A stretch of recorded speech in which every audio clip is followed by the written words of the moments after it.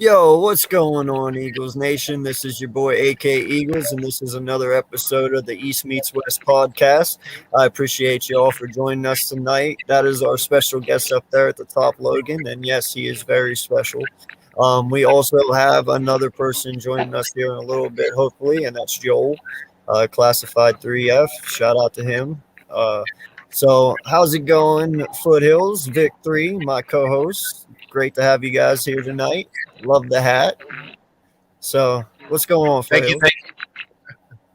Hey, it's going good. It's going good. Had a good holiday with the family, and I hope everybody's happy, safe, and well out there, and able to watch us tonight in a safe and peaceful setting. It's good to be back with y'all. Thank you. What's going on, Vic? What's going on, my guy, man? I hope everyone had a great Thanksgiving. Yeah, man, had a good time yesterday with the family. Came through, got to see my younger brother come through. It was exciting. Got to meet his fiance. So we got the family thing going on during Thanksgiving. It was fun. That's what's up, man. Sounds awesome. And Logan, I know you had a devastating Thanksgiving day. And I hope the food was at least. In the building. That's what happens, everyone, when you lose a bet right there. You get your head shaved. Got you. Yeah. So, Ouch. But shout out to my guy. He coming in tonight to represent his Giants, talk a little Giants football with us. Definitely invited him on. This is a huge game for us. It always is every year, when the Giants-Eagles meet. So, yeah, Logan, how was your Thanksgiving, man, other than the haircut? It was fine, man. The food was good. The game sucked, but everything was good. Yeah. You didn't like the Cowboys losing? You didn't like that game at least? No, I was streaming, man. I didn't get to watch that game. I have a great story about that game. I agree. Like I said, my little brother came from Florida. My dad's here. My wife has stepped out to the gas station, had a minor incident. She comes in, missed the Cowboys game, the end of it. And she goes, "Hey, did we win?" And my dad goes, "Yeah." And she goes, "Really?" He goes, "No." Destroyed her. I felt so bad because I was in the kitchen. Literally, I wanted to stop it because I could hear her falling for it. But by the time she said it, it was over. Hook, line, and sinker, huh? Oh, Yeah. absolutely. That's awesome. Devastating. So, what do you guys want to talk about tonight? I know we got a big game coming up tomorrow against the Giants. Let me run down some stats for you here real quick about your Philadelphia Eagles. All right. Jalen Hurts right now, he has the second highest red zone passer rating with 112.1. So he's second best in the NFL right now in the red zone as a QB. Okay. We are number one in rushing with 217.5 yards per game, and we're second in scoring with 34.5 points per game. Hurts also has the most explosive yards in the NFL at 78, and he also is the number one QBR quarterback in the last 5 weeks. So, that being said, that sounds really freaking awesome for us and really bad for you. What do you guys make of this? And we'll start out with some positivity here first. We'll go with the Nest out west here. You're expecting to get positivity out of me, or I hope not for the Giants. That's for sure. No. The injuries that they have, especially to their weapons on the outside, and Tony and Shepard, and it looks like Saquon's going to give it a go, but I don't know.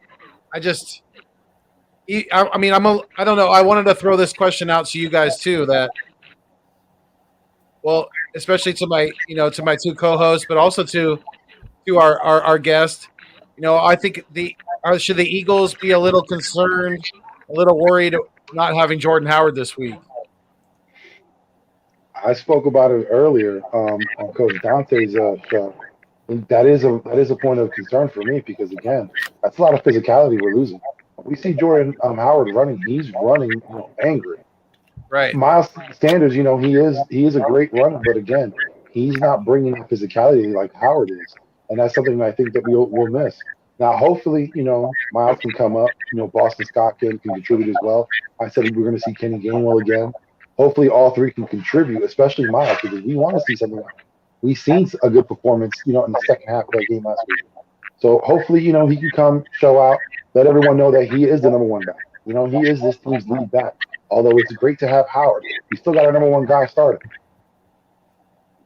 Yeah. Yeah. Go ahead, Logan. Yeah, you guys will be fine. We have the 26th ranked run defense in the league. So That's another point too. That is a good point too, Logan. So we should be able to run the ball fairly. I mean, there should be no excuses for Gainwell, for Scott, and for Sanders. There should really be no excuse to get it done on the ground this week and continue our success.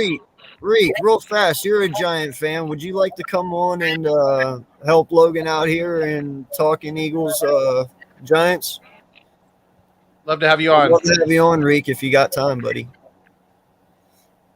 We'll keep it respectful. We always do. You know how we roll. Absolutely. Unless Eagles check here.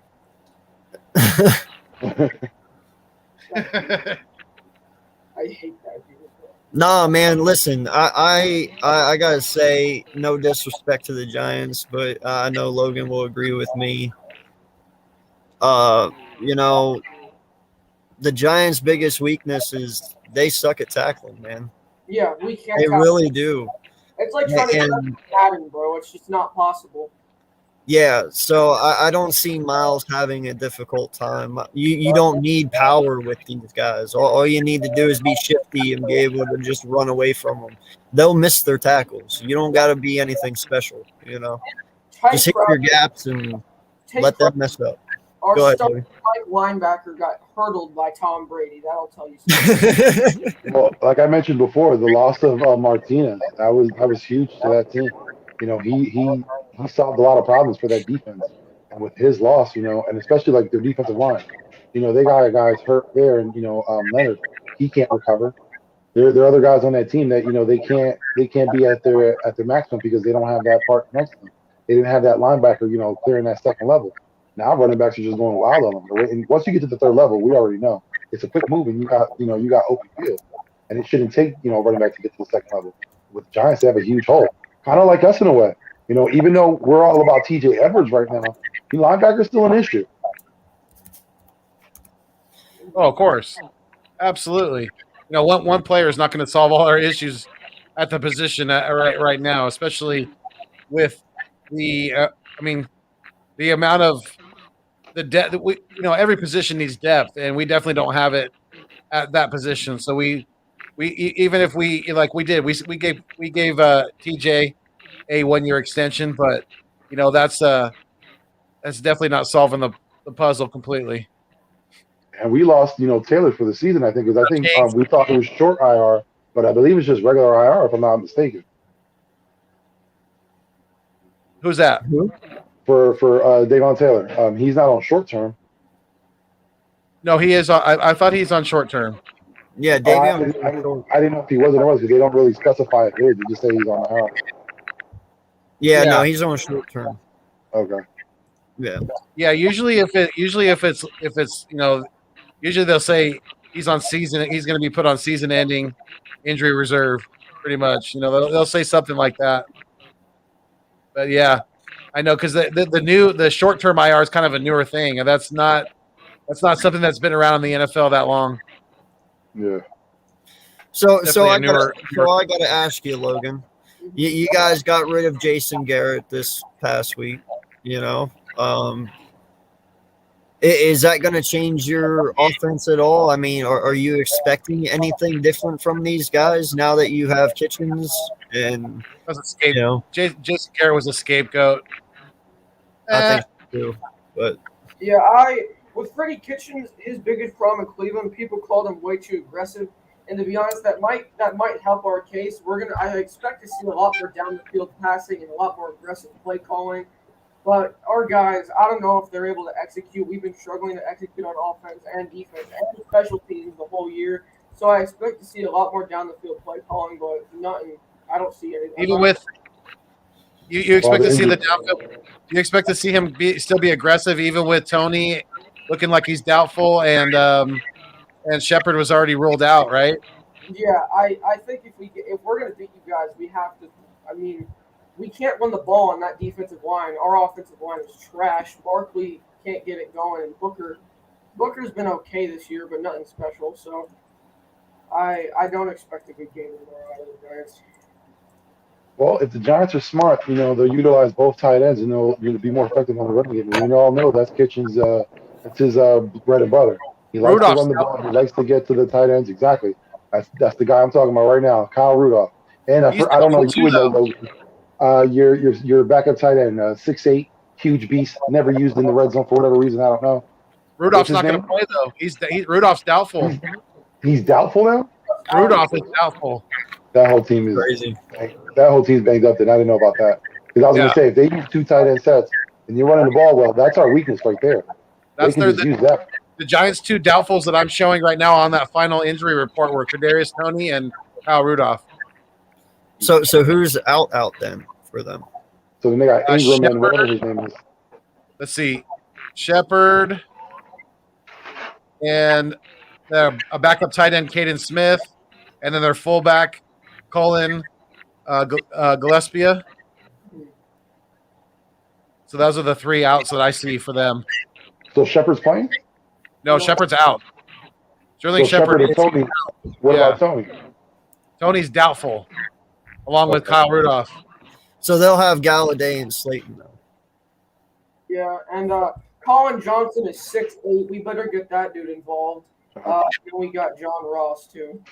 Oh yeah, you do have John Ross. I forget about that. Correct. Yeah, it could be a little burner, but John Ross is what he is. We saw him in Cincinnati. We saw him in New York. Yeah. But again, that's one thing the Eagles can't do. They can't get ahead of themselves. They can't second guess this team. Yeah. So that's one thing they can't do. I guess John Ross and Saquon are both questionable. So John Ross is on the injury report too. Oh yeah. The quad. Yeah. Saquon's got an ankle. Saquon said that's going to probably be bothering him for the rest of the season. He even admitted that because it sounds like he needs some surgery to clean it up in the offseason. Poor Saquon, man. Yeah, that's what I'm saying. I don't know how much tread left that kid has left on his tires. His shelf life. He was used a lot in college. Our guy here, AK, knows the most. So does Vic. Both Penn State guys. So they saw him in college. They know how much they used him. And Whitehall. I see a lot of him out of Whitehall. So yeah, like the kid's been playing. He's been used a lot. But again, I think out of any even team, the super forces get tired. Yeah, but the thing is, the Giants use him the most, and they misuse him at times.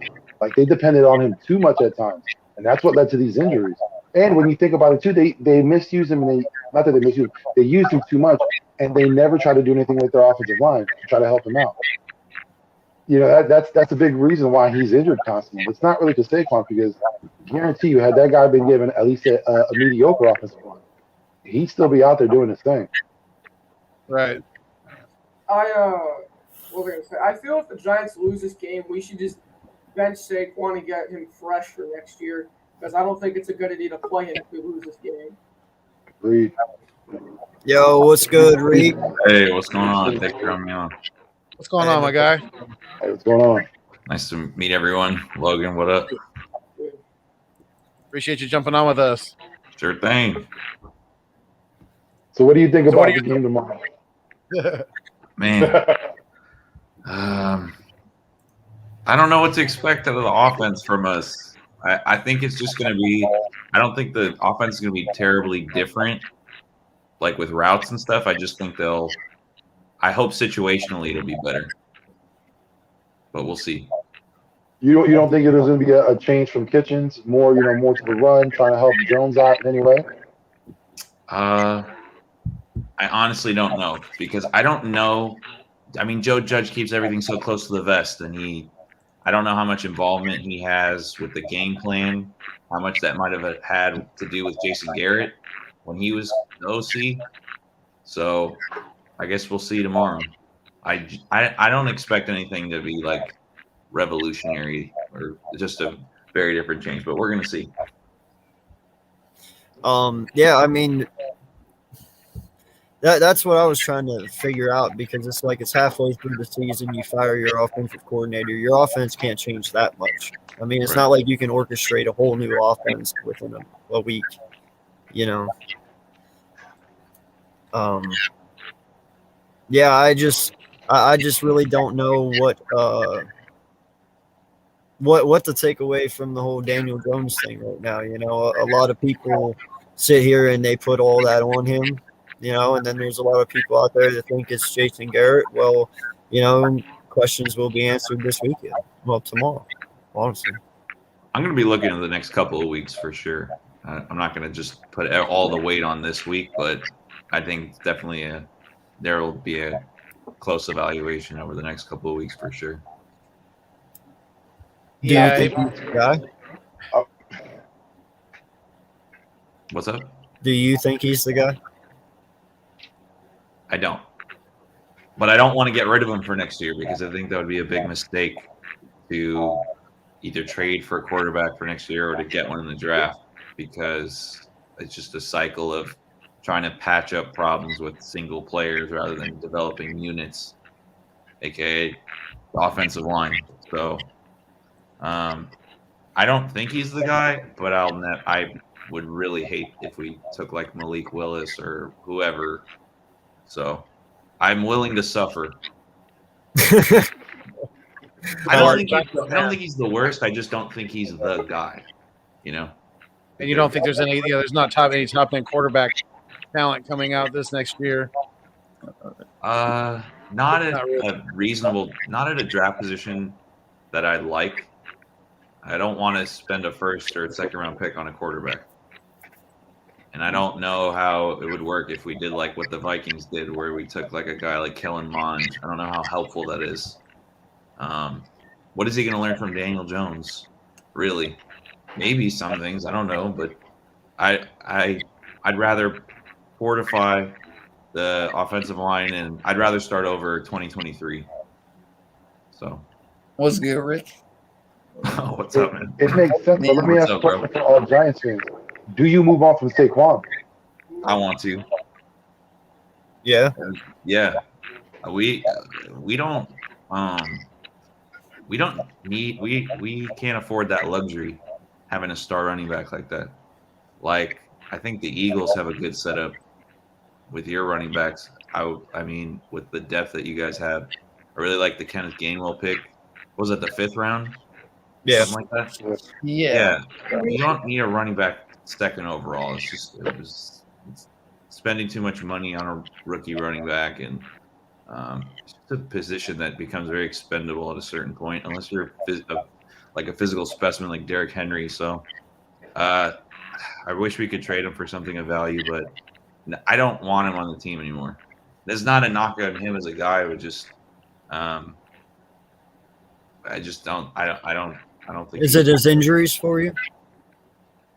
Yeah. Could be that. Yeah. I feel But like don't you think that the mismanagement of the team and the picks that they made and the free agents that they brought in, that led to his injuries? Yeah, for sure.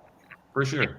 I think not having a offensive line like set in place for him, it was just bad. You're talking about a position that you're basically getting, like, every play, it's like running into it, like having a little car crash, right? And it's just like Right. it just makes it worse. Like when you still have a good offensive line to open up holes for you. I also just don't like that he's not a north-south runner. It's just really frustrating to it just feels like he doesn't fall forward as much as he should. So he's a home run hitter. I feel like with Garrett, he was using him wrong. He's not like your sledgehammer type of guy, like Jordan Howard, where he's just gonna bulldoze you, get those positive yards, and just truck you down and just beat you down with his size and stuff. He's more of like that home run hitter type of guy. He ain't no like Derrick Henry. Yeah, like a guy What's like up, Big and, Play? What up? and the Foothills? history of like the top running backs in the league right now, or just the top running backs in the league right now, like Derrick Henry, Aaron Jones, Jonathan Taylor. Alvin Kamara. Those are all second or third round guys. So Oh, Jonathan Taylor's name. I I understand why they disrespect do that man so much. I got to bring him up. Taylor is so goddamn Again, I good. apologize. So I mean, I got to ask you. I've asked a couple people from the Giants community. Is Gettleman's ass now on the hot seat Oh well. the rest of these 8 games? The Giants. I don't know think about- they already confirmed he could be gone next year. I don't know if it's a hot seat so much as we're gearing up for the retirement party, right? Like he's gonna retire. So I'm not worried about him coming back. He's not coming back because of the last year of his contract. So I don't know. I guess he can enjoy his tenure for the next couple of months. But yeah, he's not coming back, so I'm not even worried about that. Well, and that's why I got to ask. That's why I wonder is Daniel Jones's time up? Because with a new GM and even is your head coach Possibly a new time up? coach, right? They've been rumored to get Lewis Riddick. Here's the thing: if the Giants get Lewis Riddick, we're low key fucked. Yeah, because you're taking Malik Willis. Why? Malik Willis. Why do you say that, Logan? Lewis Riddick is a guy that's going to want to make a statement, so he's going to take a quarterback first of all. Yeah. Yeah, Logan's And he's going to exactly take Malik Willis. That's the quarterback he'd love to take. Lewis Riddick seems like he's a smart man. I don't know if he would do that. No, he's not, because he wanted Dwayne Haskins. That was the guy that wanted Dwayne Haskins. He even said I think Riddick has a good career in broadcasting, and I think he hasn't reached his potential yet in broadcasting. He can get that John Gruden type deal how he had. I think that's where he should stay. For the Giants, my bet for them, and they might go with get John Snyder, because if Seattle lets go of Pete Carroll, you got Pete Carroll locked up, and then you could possibly get Russell Wilson. No, everyone should be looking at that. I don't GM want from the anyone Colts. from Seattle whatsoever. That GM from the Colts, that assistant GM from the Colts, that's the GM that could be next year. Seattle never built an offensive line for Russell Wilson. I hate that trade they made with Jamal Adams too. It's just a very poor trade. Giving up those 2 first-round picks for safety like that. Facts. So I got to ask you then, what do you feel has to be done next year for you guys to even get back on the right track? I think we got to get rid of Gettleman. We got to build the offensive. We got to build the trenches on both sides. I think if we're picking at 3, 2, wherever, we got to take a defensive end. If it's Thibodeau, Hutchinson, Karlaftis, whoever, we need to draft an offensive lineman. We need linebacking help. Bradbury might be gone, so we might need a corner within the first 3 rounds. We need trenches. We need linebackers, and Gettleman needs to go no matter how it has to happen. Nah, bro. Hutchinson's he gonna be an Eagle, calling it now. Hell no, you crazy. We can't even get up to the top 10. Listen, I don't want that. I want Kyle Hamilton, please, Lord. Please. If we can get Kyle Hamilton, bro, that would be my dream. Listen, I would take Kyle Hamilton any day of the week, but the way Aiden Hutchinson looked today, he looked in a scared. heartbeat, yeah. Focus on the line and the linebacker. I don't know if Hamilton will be, because right now our highest pick is the 7th pick, so will Hamilton even be there? We're still trusting on Miami. I know Miami's got the 7th pick. I think Hamilton. Hey, guys man, trusting the Dolphins, man. If you want someone bad enough, you got ammunition to move up. There's still enough time. Right, that's the thing, Uncensored. We have the ammunition for that. Think about this though. If we're ahead of you guys, and we didn't forget what you did to us last year. Oh, yeah. But Rick, we do But have. the thing is, it should be within reason, because if you're just doing it out of spite, that's kind of going to hurt your team. If it's for That would the be crazy if we took would be Kyle happy about it. That would be crazy. Yeah, that would be good. But we'll see how No, much fight we get out of this game. I made the comment to Logan and to the guys yesterday too. I said I see the draft this year going kind of like it did last year. You know, we've sat here one night, we counted. There's probably about maybe 10 teams who need quarterbacks this year coming up. You know, I can see a lot of people getting desperate and moving up into the top fives there for quarterbacks, which will shuffle everyone backwards like it did last year. You know, so maybe you guys use your fourth and trade back to like 5 or 6, get another pick, and you know, who knows? I would love that. I would love that. Yeah, that'd be great. Kenny Pickett is getting a lot of buzz now. Is he a long, like, has he been like a 3 or 4 year starter over there? I do not know. I think he's been playing for. I know this isn't his first year, but maybe. No, it's just Vick's saying it's a Yeah, this is 5-year starter. Yeah. I think he'll be 23 or 24 when he graduates, when it's all said and done. But he'll be an older guy. He started for 5 years. I think the last 2, if I'm not mistaken. Okay. There was today when I watched him against Syracuse, I saw he has great instinct and his arm is really good. I think he has a really good arm. We're not sitting here talking quarterbacks. I'm telling you. I'm just saying what I've seen. Oh yeah. But for the Giants, that would be a good move if they can get someone to compete with Jones in the second round, like a Pickett. That'd be great. Yeah, I can be pressure for a guy like It's kind of like the same position we were in. Yeah, we had. I know, but I'm saying for us specifically, though, we're not talking quarterbacks here. Oh no! Right now, like I said, it's a full year evaluation. Right now, I got Jalen Hurts with a solid B+. Like that, it's not budging at the moment. Not just that, but there's no one in the realm of Jalen Hurts coming out in this draft that possesses his talent. So there's no reason to even look. He's been very impressive. You know, like he's second in the league in rushing. We already talked about his passing stats. You know, he's been top 10. He has not dropped out of the top 10 the whole season. Yeah. You know, even when he had that little regression where they put him as a game man, he hasn't dropped out of the top 10. So, you know, like I said, when you look at this full year evaluation, Jalen Hurts is trending in the right direction. What have the Eagles fans noticed that Jalen Hurts, like the common denominator between like what Jalen does when the team wins and what happens when you guys lose? We're running first. He stays the same. So it's not really on him that you guys are losing games. It's more of like other. Well, early on it was, you know, coach play calling, the coaches understanding what to do, situational play calling, and Gordon Howard was in the squad for the first 60 goddamn weeks of the season. Yeah, we weren't running the ball. We weren't physical. You know, basically we were predictable. Yeah, we were. And I have to say, Jonathan Gannon, I like how he's coaching right now. He's not a good defensive coordinator. He's not going to be a good defense coordinator in the league. We should fire him, but keep him as a positional coach or something. He's just not a good defense coordinator. Yeah, because I remember that. I don't know what to do with him. Like, as a positional coach, I don't want him to be a defensive coordinator. I want him to still be on the team. But the thing about Gannon is he too is progressing. Even as slowly as he is, he's progressing. Dude, there's no one going anywhere next year. I hate to tell you that.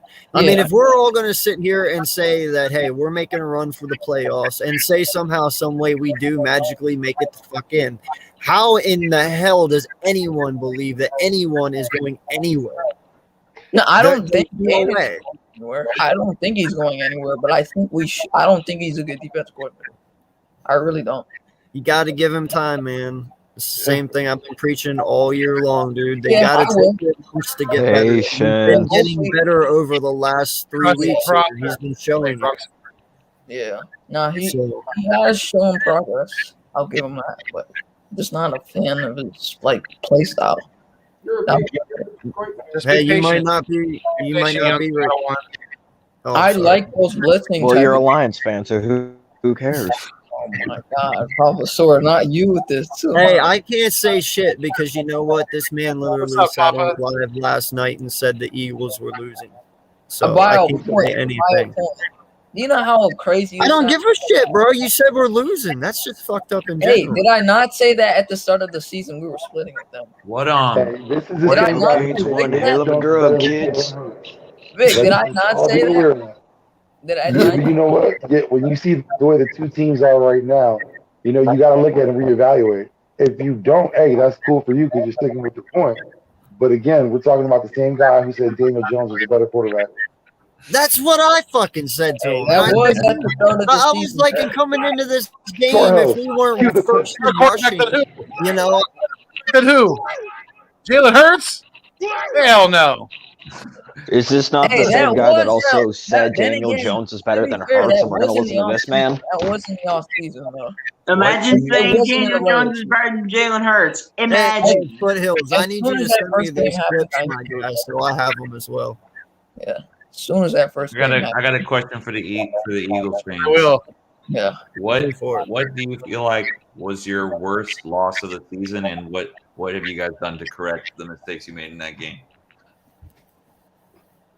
Worst For loss? us, I think it might be different for everybody because for me, it would be the Niners game. Just that loss because of the position that they were in. You know what I mean? Like, that was a bad loss.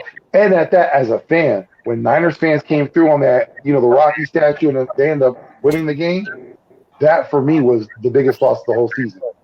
For At least me, for me. I don't know everyone else because we played We're horribly. going interrupt line here, Slay. I mess with the yeah, Rockets. like, nah, you're right. We played horribly. Their offensive line had injuries. We didn't take advantage. A lot of things we didn't take advantage of. We didn't even run the ball. I think that was one of the games where Miles had maybe like 5 carries. So, like, it was just a bad loss all around. Defense didn't show up. Offense didn't show up. Coaching staff was just nowhere. So that was a worse loss than like other, because I To remember me, it was the Chargers. Well, yeah, the Cowboys was a blowout. I mean, we got our asses handed to us against Dallas on Monday night. What The was that week? Raiders beat the hell out of us. The Chargers, to me, because we couldn't stop a little kids Pee-wee team out there on defense. You know, they were just going up and down the field on us. You know, our offense came to play, or the defense just couldn't stop from beginning to end. Couldn't. Yeah, they had a couple of key fourth down stops, but at the end of the day, if they're converting majority of their third downs, if they're putting up points on pretty much every drive, it doesn't really matter. You know, it really doesn't, because your offense is young, and yeah, they put up points, but the defense just let us down big time against the Chargers, I feel. Go ahead, BLSG. Yeah, for me, I'm going to say this one. I'm going to say the game that I actually went to at Lincoln Financial Field, and I know Foothills went to the same game. I'm saying that Chiefs game only because, I mean, we had potential to win that game. We had so much potential. We kept it close with Kansas City, and then right in the end, they seal with a touchdown by Tyreek Hill to close it out. And, I mean, Tyreek Hill over here, and I honestly get that it's Patrick Mahomes and all that, but be fair here. We had a chance to win that football game on a very weak defense. I forget if it was in terms of the pass defense or the run defense, but I forget what. The run. It was both. It was literally both. It was both. We literally lost that game, and then Tyreek Hill comes in, scores the touchdown, and closes it out before Greg Ward ends up scoring when it was pointless at that point. And also, when I went to the Chiefs game and when it was considered a loss, that was the first Eagles game that I went to that was considered an L. So that one was the most heartbreaking. Slay? For me, I would have to say the Raiders game because from what I've seen, Sirianni has grown more when he understood if Miles Sanders isn't in the offense, you have guys like Jordan Howard and Boston Scott who can also step up. From that game, from what I saw, it seemed like the script was more sort of like if Sanders is not in the game, we're going to pass the ball. When Sanders got hurt, everything changed because the game plan was to run the ball with Miles Sanders. When he got hurt, Sirianni had like a brain fart at the time. He didn't know what the hell to do because he had Jordan Howard in the practice squad. He had Boston Scott, who was there at the time, and you had Kenneth Gainwell. So he didn't know what to do because you have Gainwell, Scott. He didn't know what to get out of those guys. He saw them in practice, but he didn't see what they could do in actual games. And then when that Lions game happened, he started to understand that we have running backs behind Miles Sanders. And that Raiders game was really bad. Like from start to finish, the Raiders just destroyed us, and they just kept on beating us down. So I felt like that was the game that Nick Sirianni started to realize that he has to start running the ball more. Papa. Yeah, I'm gonna go with Vic here and say the Niners game because we just shot ourselves in the foot way too many times. We had a 91-yard bomb that didn't end in a touchdown, didn't end in any points. Had to, what's his face, Rager step out of bounds, and I think Smith did as well. And it was just, it was bad. That's when we lost Brandon Graham. I mean, it was just, the Niners was a bad game. Okay. Yeah, man. Yeah. For Yeah, mine, I mean, and on the drive where we had the big bomb down the field of Quez Watkins, on 4th and goal, all right, on 4th and goal, we're around here running the Philly special, for God's sake. And I don't know why we're going back to a play call that we had all the way back in 2017 when the Eagles won the Super Bowl. Like, why are we trying to run it back to Super Bowl era? This is a different era, man. Like, come on now. yeah, I'd have to say my loss for me, man, is definitely the Chargers game, like Foothills said. You know, I believe that one we should have won. All we need to do was stop them one time, get the ball back, and, you know, just get a field goal and we win that game. And Or at the very end, let them score. Don't let them just hold the ball for 6 minutes. Yeah, just something. Score. Time of possession. Bring the house. If it doesn't get there, whether you may get a strip sack if it gets there or an interception maybe. If it doesn't, they beat you over the top and they get a quick score. You come back and you can come back and tie it because their offense was going, really well that day. So you got to play smarter a little bit. Yeah, that was definitely my gut wrench loss right there. That was ours to win, and maybe we'd only have 5 losses right now. But I also take that loss as a positive for us because that's when you saw shit really change. Right. Like everything after that game went completely opposite of what it was. So it was a win-win, so to speak, I guess. Yeah. It was worth it. It could be said of every loss. You know what I mean? Like you learned something from it. But yeah, I would say from the Raiders game and from the Chargers game, there was a lot that was learned. Like that contributed to a lot of what we're doing today. Things that we're not doing anymore. Because of those 2 losses. Yep. Time of possession has also hurt a lot this year, especially with a young head coach. I think he's gotten better at that though. Well, and now I'm going to bounce the same question back to you two. What's your biggest heart-wrenching loss this year so far? I already know what's coming. We already know what they're going to say. Washington. I knew you were going to say that. Daniel Jones played a pretty good game, no matter what the fuck Eagles champ was smoking. Daniel Jones had a hell of a game. You got to isolate one right there. The offense played pretty well. The defense just got torched all game. And then with Washington driving, James Bradbury gets the clutch interception, and it looks like we won it. We sealed it. So we are in field goal range. We never got the first down, so we settled for the field goal. And then the defense gives that up. They kick the field goal. It's no good, but Dexter Lawrence's fat ass jumped offside. I don't even want to talk about that game, man. That shit sucks for us. I'm gonna go with the Falcons game, which was the game right after, because for several reasons. We had extra time to prepare since Washington was on a Thursday night. The Falcons didn't have AJ Terrell, their best corner, and I believe we were pretty healthy at the wide receiver spot. Saquon was still kind of finding his footing because it was like week 3, but it was Eli Manning's retirement jersey day at home. Made it worse. Just a really poor effort. And I think Logan helped me out here. I can't remember exactly, but we let them just drive down the field like late in the 4th quarter and kick a field goal to win the game. Yep. So wow. I would say that was the worst loss because there was so much expectation to win that game, and we just came out. It was a complete dud. Well, and now you guys are sitting here and you're retiring Michael Strahan tomorrow. So, it's like you don't want to come out and be a dud at halftime, do you? Because that Nah. would make it really bad for him. I was gonna ask for the Eagles fans. Both of you watch Michael Strahan, right? You guys are old enough to have watched Logan. Michael Strahan. Logan might He's be done enough pushing harm it. to this team. I wish harm back, so I'm hoping we win and we win big. That way, Logan- Strand is front row, so you see it all. Logan might be pushing it age-wise. I caught the last couple of years. I was in the womb when Michael Strahan retired. Okay. Yeah. Logan's a Saints fan. I don't Larry know. Like I said, Neal, like I said, Logan was pushing it. That's all. Caught the last Yo, couple of Logan's years. a Saints fan. I don't know what you're talking I'll smack the shit out of him. Question for You're a the Eagles. Lions fan. Get out of here. Question for the Eagles fans for tomorrow's game.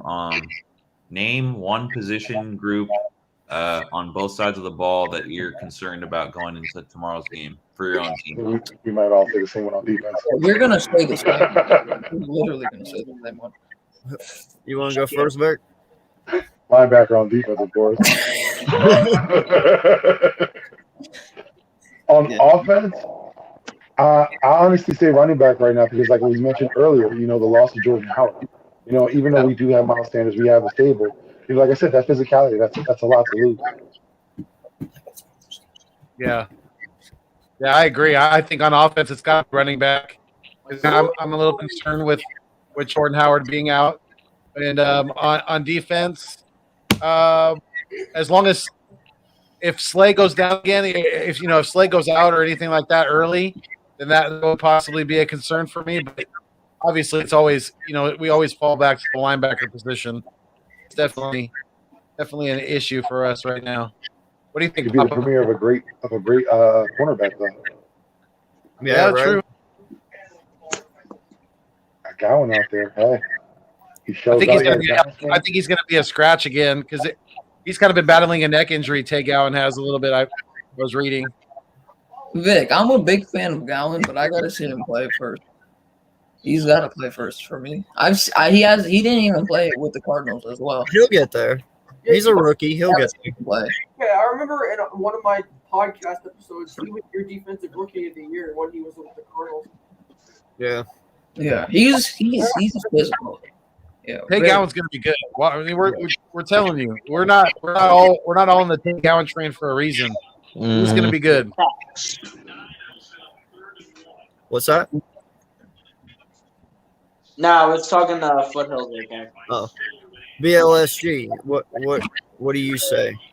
Same question. Well, in terms of the offense, I'm agreeing with Vic on this one. The running game, because again, we don't have Jordan Howard, the bruiser back, who has been balling out the past few weeks, and now we got to rely on guys like Miles Sanders, Kenny Gainwell, and Boston Scott. But by the way, Boston Scott is considered the Giants killer, so hopefully Boston Scott will find a way to go off. But it's just not going to be the same with Jordan Howard not having to play this game. So that's in terms of the offense. In terms of the defense, there's a few positions you could go with. The two main ones are the linebacker core with Davion Taylor going to IR and the secondary in terms of Darius Slay getting hurt. So that's kind of a 50-50 game for me. But if I had to go with one position on the defense, I'm actually going to say the linebacker core because of Davion Taylor being put onto IR in this case, because that kid was balling out in training camp, and even though he hasn't played a lot, he could still come out and ball out onto the field against all these guys. I mean, you never know what you're going to see out of the linebacker core, but it depends how Jonathan Gannon is going to utilize them. Slay? For me, on offense, I'd have to say the receiver position because, I mean, really, when Quez Watkins doesn't get a single target game, you're going to have to go more towards Smith for the receivers. And I think Quez Watkins is a good number 2 to Smith. But I feel like when a guy like Quez Watkins doesn't get targets, and you got Rager playing really bad, that doesn't have a good look on the receivers because Smith is out here playing really well, but you don't get targets for guys like Watkins who step up. But Rager, he's just going backwards literally every play. So I think I would have to say the receivers on offense and defense. Yeah, I have to agree with Vic. Linebacker and defense bench. You have Derek Barnett, who's going backwards, he's not even going forwards anymore. Like, this dude he's in outer space. And the linebacker position, because Davion Taylor not playing this week, and TJ Edwards has been balling, but 2 to 3 games isn't going to prove anything. So, yeah. Yeah, I'm a little upset because Slay stole what I was going to say. I was going to say receiver as well, because besides Smith, I mean, who really all do we have? Which is why free agency, you got to get a wide receiver. And honestly, I don't want to say with one of our first round picks, but with second or third, you gotta consider maybe getting another wide receiver, because Rager is not it. Watkins has improved, but I don't know if Watkins is more like wide receiver 4, like how the Raiders have Deshaun Jackson right now. Yeah. I want him to be wide receiver. I want him to be starting because I think he can, which I think give time. Yeah, but right now we really only got Smith and Goddard. And for defense, I'm going to say the entire defensive line. I know Giants O-line is absolute garbage, but there are teams where we should be getting pressure and swarming, and we just don't get that. And that's not – I don't know if that's D-line or coaching, but either way, I gotta see Logan shut up. Shut up. Bro. Somebody take that man. I'll give him that. I'll give him that one. I'll give him that one. We'll give you that one, Logan. We'll give you that one, all right? But we're yeah, not I mean, I giving just- you the first one. Logan, to be fair, our Rager's going Derek Barnett is not getting extended in a million years. Well, you know, I have been known to say this once in a past stream, and you guys bring up a valid point. You know, I am not satisfied with Rager, and in all honesty, we haven't. I love Quez, don't get me wrong, but we don't see much from him. And if you're not producing on the field, then I mean, you're really not helping my team at the moment. You know, now I don't know if that's scheme or what, but hopefully that changes. But and no lie, I would say if our second pick is around there and he's there, man, I would love to team up Olave or Wilson with Smith. I really would. You know, after you take Kyle Hamilton, you know. If you could team Olave or Wilson with Devontae Smith, and then God, I don't know what the fuck. One of those two would be great with Jalen Hurts and that young offense, man. Well, I know that's Imagine Olave, Smith, and Godwin. Yeah, that's what I was about to say. I was about to say we could get Chris Godwin. Imagine if you would bring in Devontae Adams. That's not going to happen. I'm sorry. Listen, I'd rather get Chris Godwin anyway. He's younger. Gone in free agency. There's one receiver. Plus, Godwin's just younger. Just because of the position they're both in. We have Rager, who we drafted, we don't know much out of. And then they have in Jacksonville a receiver by the name of Renee Chenault, who they don't know what they're doing with. They don't use him as much. I wouldn't be opposed to trying to package something together. I wouldn't mind that. Because I like what he can do. He's very versatile. But the thing is, I don't know whether it's, the coaching staff, whatever. They don't know how to use him. I understand, Vic, but I will take Godwin over Chenault any fucking day. Oh, believe me, but I'm just saying, like, a move that's more reasonable. I take Godwin over Chenault any something like that. And if you look at it, he do special teams. I don't know why Jacksonville doesn't take advantage of that also.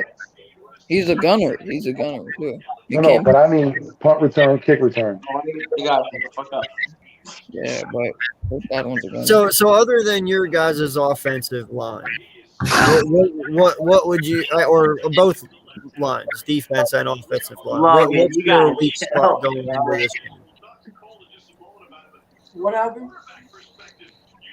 Oh, I said other than your offense and defensive line, which we both all know and agree to, they suck. So that's off the table. What's your other biggest threat that you're worried about going into this game? You guys, defensively and offensively. I'm worried about Daniel Jones turning the ball over. Because your guys' defensive line is great. Daniel Jones, we saw last week, he does not go well under pressure. He threw an interception to a fucking No. I'll deal with that. Hopefully we will. And then on defense, my biggest concern probably the linebacking core because Kenny Crowder, he can't tackle. No one can tackle except Bernard McKinney and Xavier. So I'm concerned about the linebacking core because Kenny Crowder.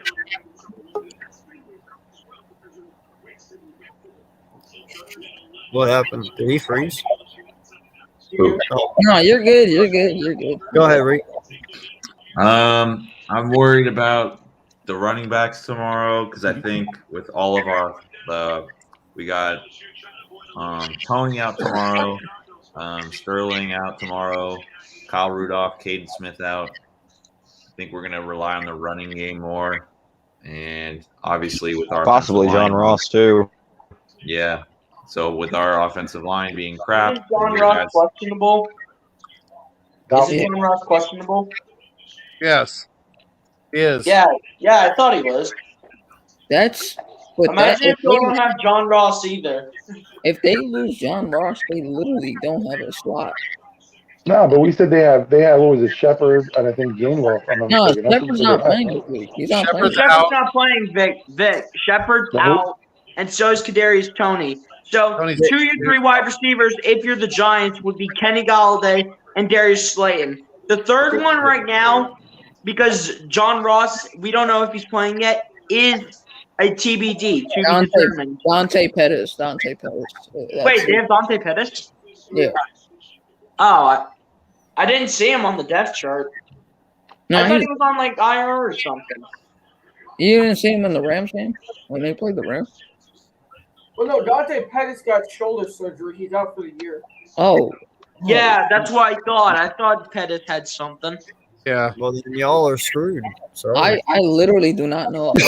Y'all would be screwed if you don't have John Ross, man. Y'all, y'all have Stills. Y'all Yeah, have because y'all have lost. Yeah, Galladay, Slayton, and Colin Johnson. Colin Johnson. Damn near 6'10", so I'm not. Yeah, that's the other guy. That was the other guy. Yeah, that would be your guy if John Ross doesn't go. That's your guy right there. Yo, Foothills, I appreciate you coming on, man. All right. Thank No you problem, so much. guys. Okay. Peace out. Take care, Foothills. deuces.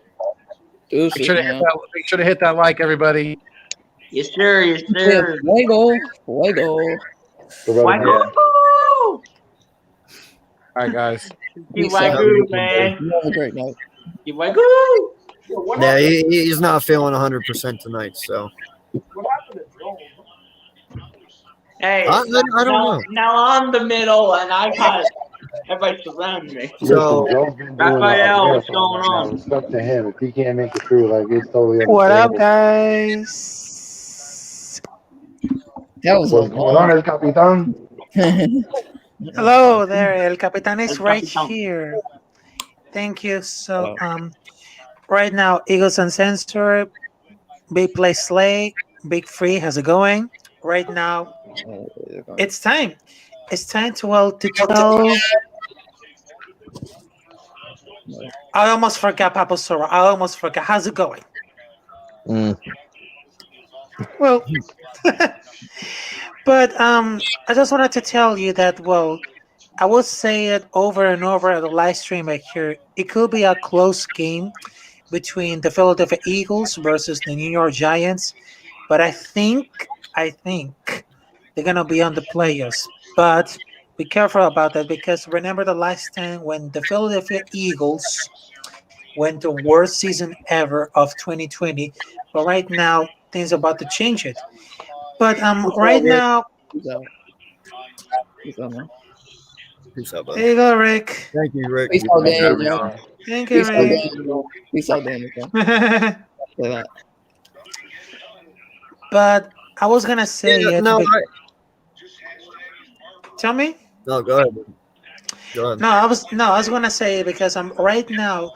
That game between the Philadelphia Eagles versus New York Giants is gonna be difficult, and it's gonna be close. But I will guarantee you that the Eagles, with the defense and the offline, went to the second straight win right here. I think it's the time for the third win.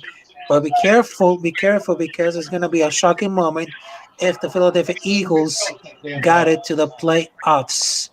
But I think it's gonna be on the playoffs, but only at the first one, only in the first round. Well, the thing is, if we make the playoffs, Eagles fans have to understand it's going to be like the beginning of the season. You're going to have coaches who are going to be inexperienced in playoff positions. So there might be Yes. situations where our coaching staff might not, be at their best. That's because they don't have the experience. So I just want to prepare y'all because, again, for me, I'm not thinking of playoffs right now. For me, that's way too premature. We have Yeah. a gauntlet of games to go through. We still have to go pretty much against all our division rivals. So for us Yeah. to be thinking about playoffs right now is a little premature. But if we do get in, Eagles fans need to understand because we're emotional. We're up and down every week. If there's going to be some hard times in the playoffs, you got to expect it. You got to understand that these are the coaches' first time. If they can even make it that far, they won't. The situation changes. Playoffs is a totally different game. You got to, understand that going in. Yeah, No, hype. I 100% agree with you, my guy. Oh just yeah, for making sure. just making the playoffs is a win. No lie, just making it is a win because you think about it, You the compete. professional analysts only projected like 4 wins total for this team. A lot of podcasters, aka the dude next to me, was like, "Oh, you guys have the first overall pick this year." Like And he's there's on. been a lot of doubt. And when you got a team that is rebuilding and winning at the same time, they become very deadly. But we are going to have lumps. I'm not saying we're going to win it all, but hey, it's already a win. We have more than 4 wins. This is already a better season than what it was last year, and we have a lot more hope going into these last, 8 games than what we did last year. So, to me, it's an up and up thing. It really is. But I got to say, statistically, when I look at this game, we should win this. Hands down. There's no question. We should. But I do know this is an NFC East game. Right. There is that 1% in the back of my mind that knows that this game will come down to the very last minute. They always do. It's the NFC East. That you can have an 0-7 team in the NFC East go against a 7-0 team in the NFC East and get a win because it's how we play each other. It's just how it is. You get the best of both worlds when we play each other. We do it all the time. But Yeah. statistically, where our offense is right now and everything, this should be a win. Yeah. But especially with the Eagles Giants game, we all know it comes down to the Slay wire. is playing. He's playing. Slay is playing. Slay is playing. Yeah. Oh, he is playing. Yeah. But like I said, it always comes down to the wire. Like we have the Miracle of Meadowlands 1 and 2. Like it's that for a reason. It's always close. Bigger. But hypothetically though, and I'm exactly like you, Vic. I'm not even thinking about the playoffs right now. I'm not thinking about that right now. I'm just thinking about I'm taking every game by game. I'm taking it day by day. But hypothetically though, if we get there and we're matching up with a team like Dallas, now we understand that the last time when we played Dallas, we got absolutely demolished. We got handled. We played them. We got We have a running game. Oh, So we understand what identity we have. Thinking about if Jared Goff had died in Detroit. Yeah, but what's that, Logan? I said, Big Boy's been thinking about if Jared No, oh my God, you're a Saints fan. Stop it. No, I'm playing. But yeah, I think if we match up with a team like Dallas in the playoffs, we could win. That is a game we could definitely win this time. Oh, okay. I had something to say. Now I totally forget it. Sorry. I hate when that happens, AK. No, because I'm just okay. telling that. All right. No, because I'm right now. It's very difficult to see if the Philadelphia Eagles right here, because right now they're in the second one on the conference right here. They're at the second place, but I don't think that they're gonna make another round for the players. But I'm very sure that the Philadelphia Eagles could make the players only for the first round because right now, it's not only about the problem of the offline, it's not about the problem of the offline, the defense, and about Jalen Hurts and Devonta Smith, because right now, there's a little issues for here to to recover about the situation, because as I say it, remember the last season that it went 2020 season that it went worst. Right now, it's about to get changed. It's about to get changed, but for a little one, for just a little one, which is like, okay, so we just made the player just went by one little, and let's just having fun. So I don't know. Right. Yeah, going into tomorrow, like I said, with our next 6 games going up, hopefully, we have New York coming. They're not Jets. We can't get ahead of ourselves. We have to focus on the Giants. I mentioned it many times. Giants have a knack for having teams play down to their level. We can't allow them to do that to us. We have to play at our own level, at our own speed. Papa. Is that you? Turn your TV down. Oh my God! I was like, he sounds so much older now. Your TV. Those Florida losses really got to him. Yeah. That wasn't my TV. That was my grandfather, but okay. Oh, Oh my that was a God. TV. My bad. I just thought you were older, so that's what you're gonna sound like, Papa. I agree with you. I 1000% agree with you.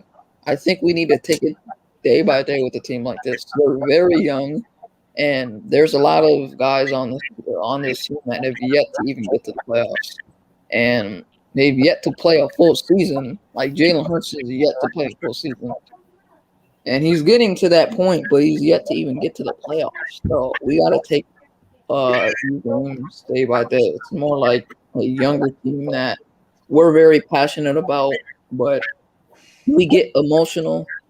We get a little too emotional, but we understand that we're still a very young team. So that is one thing I can agree with you on. Oh, okay. Well, Hopefully our listen, coaching staff can and continue my to biggest progress. thing, my biggest thing too is, you got Jalen Rager, who is a first round pick. Now, I understand that was a target put on his back that wasn't fair. Okay, I understand that. Howie made him a target that he was not ready for. He's not a first round pick. We all realize that. But in essence, though, you fucking were. Too bad. You are what you are. Okay, and for you to only have like 180 yards for the whole season, dude, that's just fucking terrible. Right. And you have to find more production at that level. And I'm just, like I said, you can tell that Devonta Smith is leaps and bounds above Rager and Watkins. You can tell that already. And he's only played 10 games. Better than any receiver in that damn locker. Yeah. But let me ask you both a question then. Do you think he's been given enough of an opportunity? Because when we look at Watkins, we think he's still pretty good. But Watkins is another guy who hasn't been given much of an opportunity. I think, the play calling, it still has to evolve because we haven't really gotten all our guys involved yet. We're not at that point yet. We're focusing on Goddard, on Smith, our running game. We're not really spreading the ball around like we should. Jalen had one good game where I think he passed it around to, 6 different receivers. But they're not really getting much looks. It's one pass here, maybe 2. That's it. I want consistency. I want spreading the ball well. That's what I want to see more out this team, and I think that's the direction we're going. But I think that's a lot of the reason why a lot of people are down on Rager because he really hasn't been. We saw him in Detroit. We saw what he can do. The kid's pretty dynamic. Now, has he been? Yeah, but I gotta agree with Random here, Vic. Lately, Rager has not been dynamic. Even if you look at his kick returns lately, bro, he's running straight into fucking players. He's not even trying to run left, right, make moves, shoot people. Like he's just running straight into fucking coverages and trying to break. I don't understand what the fuck he's doing. It's dumb, stupid, nonsense shit that you don't need to do. There was even one play which I will remember looking at the picture of this. It was against Denver, and this was a play that Rager lost 8 yards because he cut inside. All he needed to do was continue running outside, and he would have had a first down and then some. But instead, he cut 8 inside and lost 8 yards on a play. I'll have to see if I can find that picture again. But yeah, I agree with you. What Random Anthem said in the chat is 100% true. Rager he Yeah. has a negative effect on his team. Every single time he gets the ball, he loses yards. When we give the ball to Quez Watkins, we gain yards. When we give the ball to Jalen Rager and he gets opportunities, we lose yards. We go backwards instead of forwards. When Quez Watkins or Devontae Smith, Miles Sanders, Jordan Howard, Dallas got to get the ball, we go forwards and we get points. With Rager, it's like the team is going backwards because of dumb stupidity in his play right now. It's annoying, man. No, I feel your pain, Richie. I do, man. You know, I mean, we do have questionable picks on this team, and you know, I would rather resolve these issues now while we're still young rather than wait a year or two. You know, I mean, I get it. Rager is only in his second year, but he's shown me enough already to say he's not that guy. You know, I'm sorry. Granted, he might go on to another team. The best he's going to be is a number 2 somewhere. You know what I'm saying? Like, he's not that dynamic guy you need next to Smith. And we need Who's that talking guy. about Derrick Henry? Who's talking about Derrick Henry? No. Huh? No. Some giant guy on here. Yeah, that was earlier Oh, when that everyone was comparing. Oh, that was earlier. But that's one thing I Here's said. the I think there's deal. only one Derrick Here's the Henry. deal. We're not giving Derrick Henry up for anything. Not happening. It is. Oh, no, I don't think anyone was saying trade. We're not going to trade Derrick Henry. Yeah, I was gonna say nobody was talking about trading Derrick Henry. It's not happening. Yeah. No one was talking about that. Okay, like, we're not going to trade Yeah. Derrick Henry. So, Yep, cut it. we know. Yeah. Okay. But I'm proud of the Giants. You guys traded one of your best guys to the Titans. What's up with that? What is happening? Well, Dory Jackson? Yeah, you I'm talking about Dory Jackson. yes. He's Jackson, really not that good. He just gets good interceptions. not that good. yeah. Did you just say he gets good interceptions? Big play. He's dropped every interception he's had this year. Now I'm talking about that one interception he had against Brady. Oh, that was one. Was that his only pick, Logan? Corey Jackson fucking sucks, bro. Was that his Oh my God. Hey, language, Logan. I know Dory Jackson's gonna be really good. Did this man really just say language on this podcast? Come Oh, on, No, I forgot. No. It's uncensored. I literally forgot it. We're on uncensored. Have you forgot who's in this call? I did not say any bad language. Did not. Not you, Sam. Not you, Logan. Oh, So the guys. judge guy you guys It's all traded. dependent on how Tyler Okay. feels, because again, Might the be reason why pretty he's good. on the practice squad is because he didn't have that much love for the game. You know, he didn't put enough effort out there, so we don't know what he's bringing on the practice field to start him. Honestly, I would not mind Hightower in a couple of these plays. He was called up for a game. Didn't do much. I mean, Yeah, he was. when did we use him? Did we ever use him? When I want to Smith say it was was the Chargers game. during Smith's injury. What? guys. In the off season? Wait, what? In the off season? Oh, What are you shoot. talking about? When Smith got hurt. Smith didn't. Or no. Oh. Sorry, not him. Sorry, we used him when Rager got injured. I meant sorry, not Smith. Oh yeah. You're right. I was about to say, when did Devontae Smith get injured? Yeah, no, I just had the We're wrong not guy. gonna trade Derrick Smith Henry. got hurt in the off season. He got like knee or ankle injury. Like, I know. I corrected it. I got it. Yeah, but doesn't Smith have yet to miss a game all year so far? No, yeah, he's played every game. Yeah. Thank you. Guys, I have a question. Go ahead. Okay, so I just have a question. Do you think Brian Dawkins is the greatest Philadelphia player of all time? It's just a question. Fuck no. Oh, Brian hell Dawkins. no. I don't know. No. I gotta say no, man. I cannot say hey, he's the greatest of all time. That's a little too bold.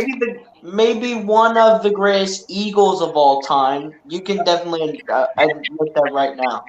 Definitely We're one only of the great talking- Eagles of all time. Not the greatest player of all time. He's just saying for the Eagles. We're talking about Eagles. Yeah, Oh. he's just saying for the Eagles. Yes. Greatest I was player talking of about all one. time. Yes. Greatest player of all time. Who knows? I think man? Dawkins is definitely in the conversation because when you look at it, who do you really see? You're talking about the quarterbacks, Norm Van Brocklin, who's Reggie a lot of White. people in this generation That's the who don't only. know.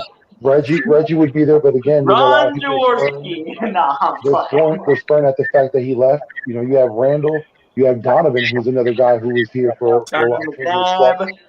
It would be hard to say, but Carmichael. I would say Harold Dawkins would be Carmichael, in the conversation. Jerome Brown, Eric Allen, We're just gonna who- forget that we also had the GOAT Tim Tebow. Like, come on now. Seth Joyner. Wait, no, I Norm mean, Van Brocklin. We Stop. had a lot of great players in it. Who'd you say, Vic? I'm sorry? Who'd you say? No, I just said Dawkins would be in the conversation because when you look at it, you're talking about like McNabb, who was here for 10 years. You have Randall Cunningham. Someone had mentioned Reggie White, Wilbert Montgomery. You have Harold Carmichael, Mike Vick. You have a plethora of guys. But to say the greatest, it would be a conversation because they all contribute in different ways. You know what I mean? They all had their things to bring to this team, and they all left their mark on this team. Right. So it would be hard to say out of all of them who would be the best because a lot of people might say Nick Foles could be the best because he helped bring this first Super Bowl to the team. Right. It all depends. I think people would say Reggie White, but he's not the greatest. I wouldn't say because- Reggie White. Yeah, he's A lot of he's people not spurn the at the greatest fact that he because left. he was with us his entire career. And Brian, I would hold Dawkins ahead of Reggie White. right? I Again, think Dawkins I done would a lot say, for the team. yeah, I would agree. Dawkins is a Yeah, very good that's- pick, though. He's a very good pick. Brian Dawkins played for LSU as well. Brian Dawkins played for the Broncos. Yeah, that is true. Yeah, Brian Dawkins was a decent second. Yeah, I think it was his last 2 years he played for the Broncos. That was It hurt him to play for that team because he didn't want to play Bobby for the team. Hoying. Who is Who? Bobby Out of Hoying? Ohio State. What are you talking about? Bobby Hoying out of Ohio State? That was our number one draft Bro, pick. You I gotta was go back and do your You gotta history, live through the pain to remember that. You gotta live through the pain. You gotta know who Brian Loving is. I mean, Hey, how who far remembers he back was a was quarterback that, right though? before him, though? How far back was that, though, Vic? Yeah, but Jeff, 93, 94. Exactly, I wouldn't have known. talent against Jalen Rager's talent. I like where you're going Yeah, with I that. never would have but knew that. Jerome Vic. I Brown never would have knew had that. way more fucking talent than Rager ever had. Definitely taking away. So, Bobby, Bobby I Hoying like where you're going with that, though. was DLSC, if you didn't know that. That's Yep. a long time ago. Bobby Hoying Yeah, was thank supposed to you. be the I truth, wasn't man. even born. I don't know, man. I would have to say probably my best Eagle player of all time, and it's only because he's actually like the true legit one. I'm gonna have to go with Harold Carmichael, man. Like no lie, I'm gonna be mad at that. he is That's a he decent is a one, I'm freak gonna of tell you. nature. He was 6'7". He was our fucking wide receiver, our true one. You know, and he holds all our records. But you know, so Most I mean, receptions in a career. Well, one name I'd like to throw in here He because he somehow was had known those as records still. Hang on, bro. Chuck Bednarik. Chuck Bednarik Yeah. made written a lot Chuck to the Bednarik, yeah, Chuck Bednarik. And from where I'm from in Bethlehem, he put a program together. There was a high school by the name of Liberty High School that moved out, and there were a lot of unrepresented kids in this area, from the project. Okay. And they ended up creating a school called Brockwell. He's the one that started their football team. And Bednarik, got that school together and helped out a lot of underprivileged kids. So when you think about, one of the best Eagles on and off the field, Chuck Bednarik got to get my vote too. But I was Yeah. Jerome, Eric Allen is another guy. I don't think he's the greatest, Good but Gio. he's 100%. 96, I would have never knew that. Yeah, Eric Allen is one of It the was 10 years before I was born. all time. Ron You have Jaworski, Ronnie Pete. you got to You throw have him. Brister filling in Ron sometimes. Jaworski. Right. Ron Jaworski.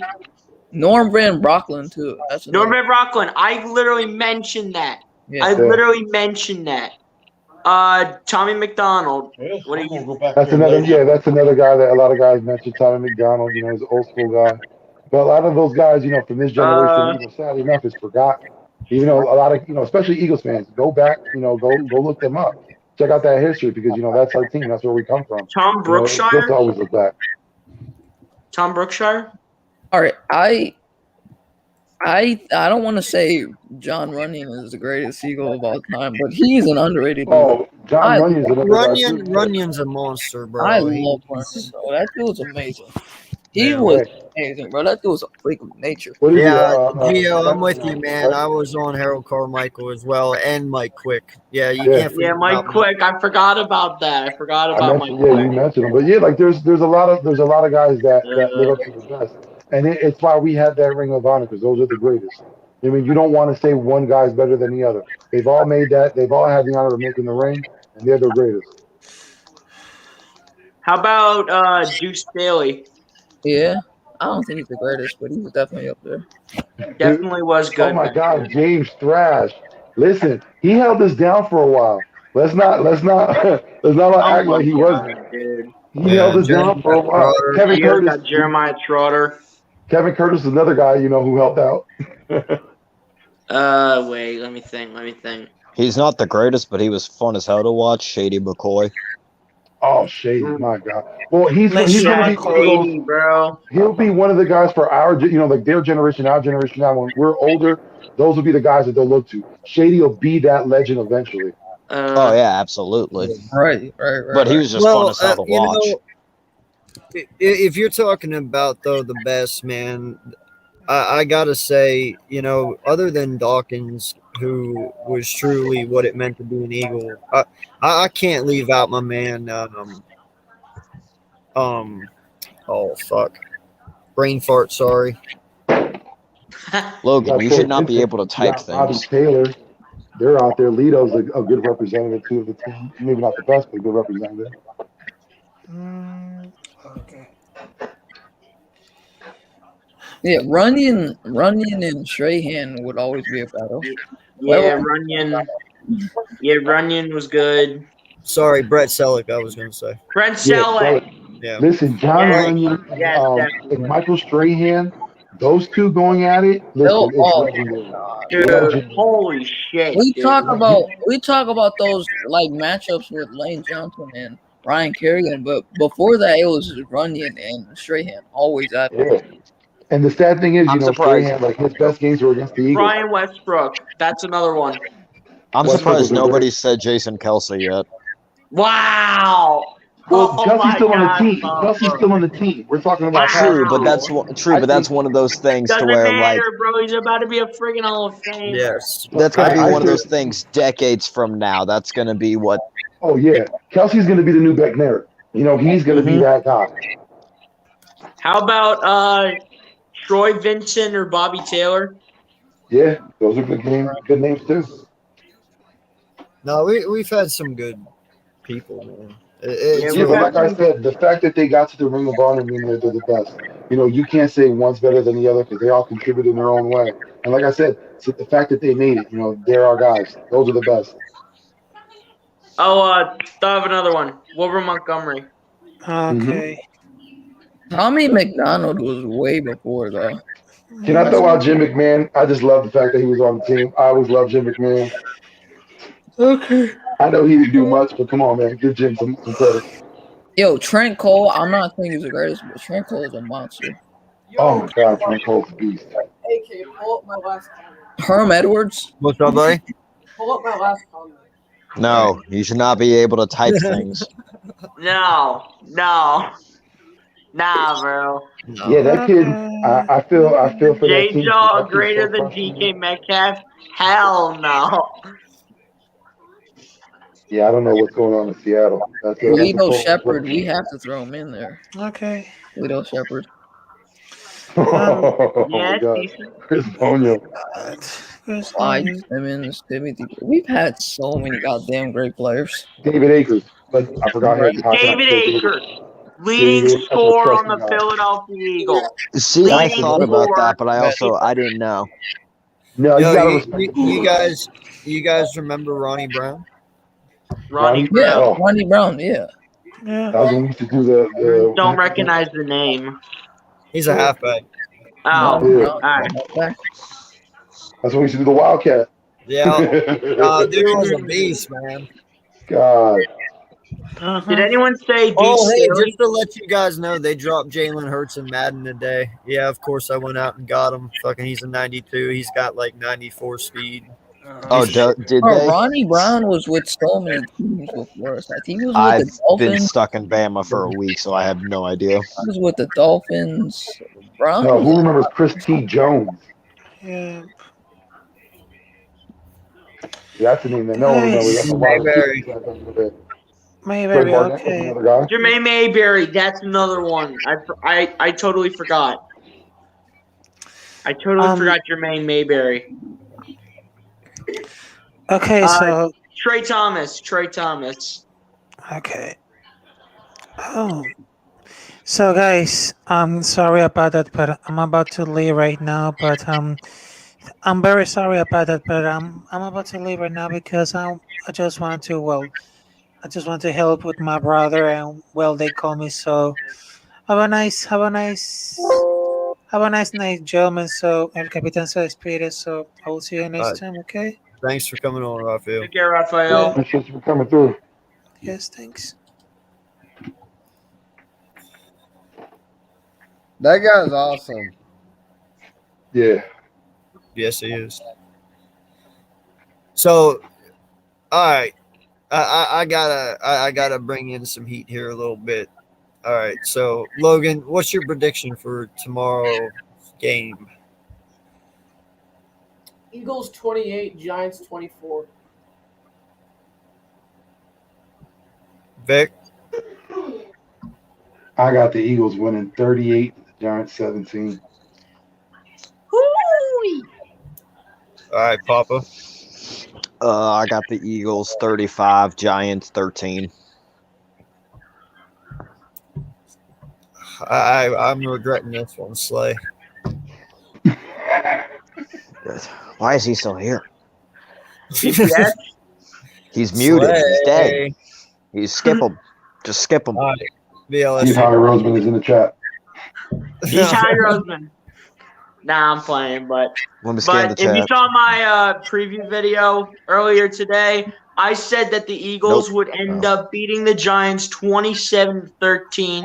We only given up 13 points tomorrow against the Giants in New Jersey, in East Rutherford, New Jersey, at the Meadowlands, and we're pulling out this W, baby. Fly, let's fly, let's go. All right, I'm back. All right, Slay. What I'm gonna probably regret asking, but Why did you go back to him? You should have just kept going. He was gonna say it anyway. 35-6 Eagles. Oh, okay. I like that. Oh, Never mind. whoa, hold up. What drastically changed from last night, man? You being you. I Why? swear I do not have him at gunpoint. All right, What is so that in here? A gun or not? what's your prediction for? I'm playing. Don't I'm make going. me get. I'll Hey, get it big out right play now. us. For the Eagles? Get off the board, Papa.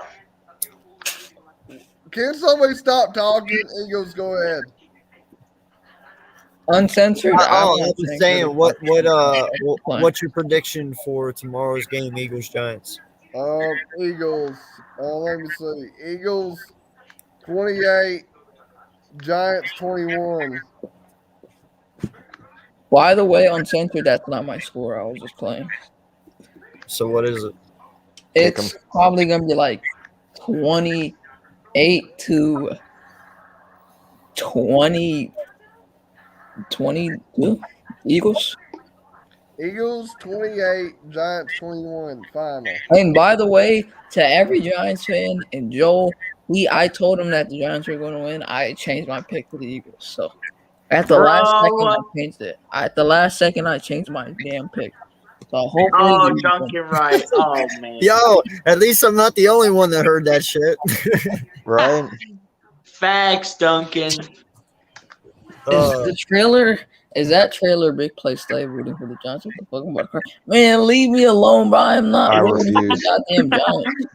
That's a lie. Oh, my God. I Hey, literally listen, man, I'm gonna go out on a limb here, and I'm gonna say we put up another 40 burger on their ass. I'm gonna say we go no, 40, please don't. The last time that you said 42-17 Eagles.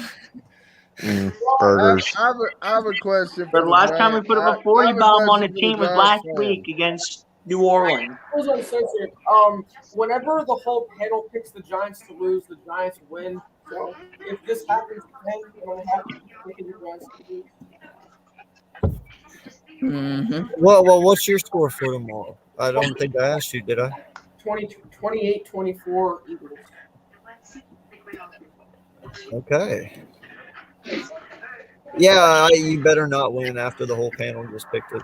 That'd be insane. I'd probably cry. I won't lie. I can't wait. Don't say that. Yeah, no, I actually have Slay getting 2 picks tomorrow. Yeah, How about Darius Slayton owns Darius Slay, so I don't see that happening. What? What the hell are you What talking did you say? Darius Literally Slayton, nobody owns. Darius Literally Slayton- nobody owns Darius Slay. First off, Slayton ain't gonna even see Slay. Slay's gonna be on Galladay. What receiver had And- over 100 yards on Slay? And Logan, when you say own, what are you talking about? What do you mean? Last year, Slay had over 70 yards both games against him. That doesn't mean he killed them, and most of those plays weren't even on Slay. Yeah. Look at the stats, young boy. But this Just because year, that's on the what stats, he receiver went doesn't over mean he 100 was yards? guarding by. He was getting guarded I by Slay. literally just picked the Giants to lose, so me saying that has no effect on anything. Hey, Logan. Slay's literally That's going to like get his saying 4th Giants touchdown dominate but still tomorrow. lose. Hey, You know, the Logan. funny part is, He's gonna play if and he's Slay gonna play gets his as a 4th grown man. touchdown, if Slay gets his 4th touchdown, he'll be tied with the Giants receivers in touchdowns. Hey, Logan. What's good?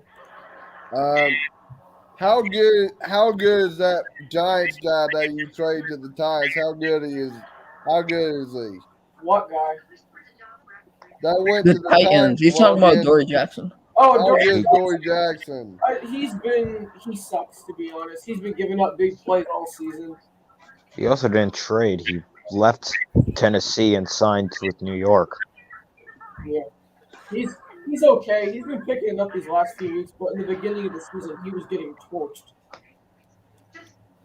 So why did the Giants decide to trade the guy we just said his name to the Titans? What was up with that? We didn't trade for him. They didn't. He came from the Titans. And it's because we needed a second. Wasn't he released? We needed a second. Yeah, quarter. he was a free agent. He was a free why did you agent. trade- Yeah, free. Okay. Well, we'll see how good he's going to be. We'll see. Yep. So yeah, no, I think it's fair to say that tomorrow's game, at least in my eyes, it's lopsided. But I hope it is a good game because I don't want a blowout. I mean, I would love a blowout, but I don't want it. I like watching good games. I don't know about y'all, but.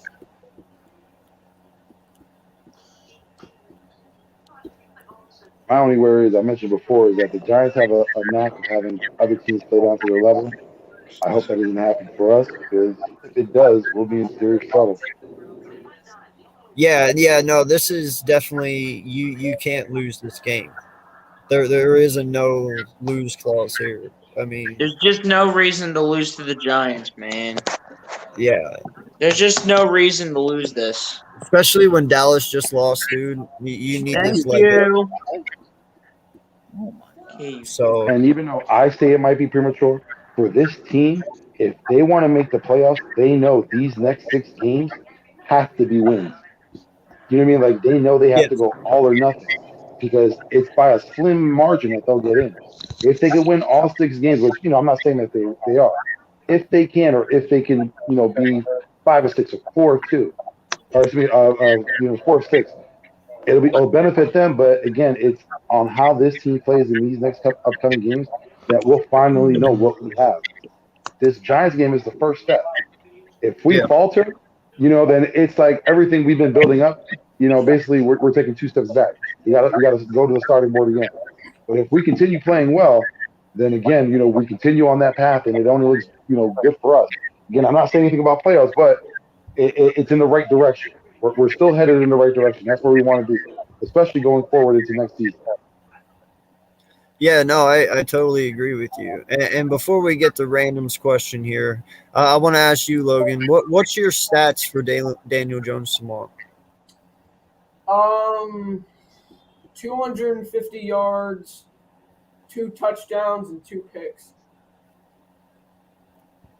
Okay.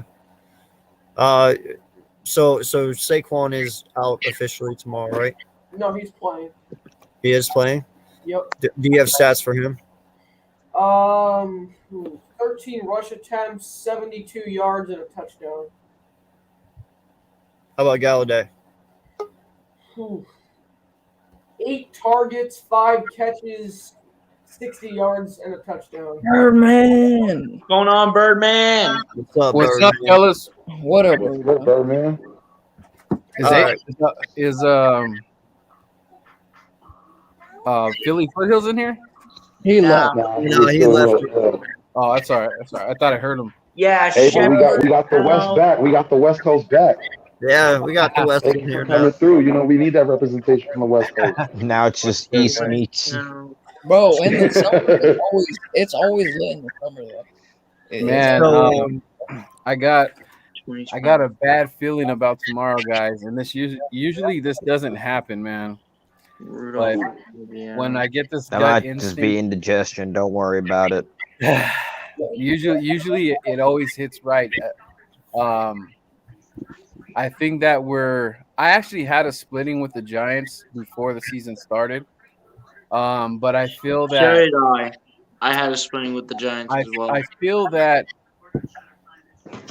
we're so like enjoying this ride right now that we might get smacked with a little bit of reality here.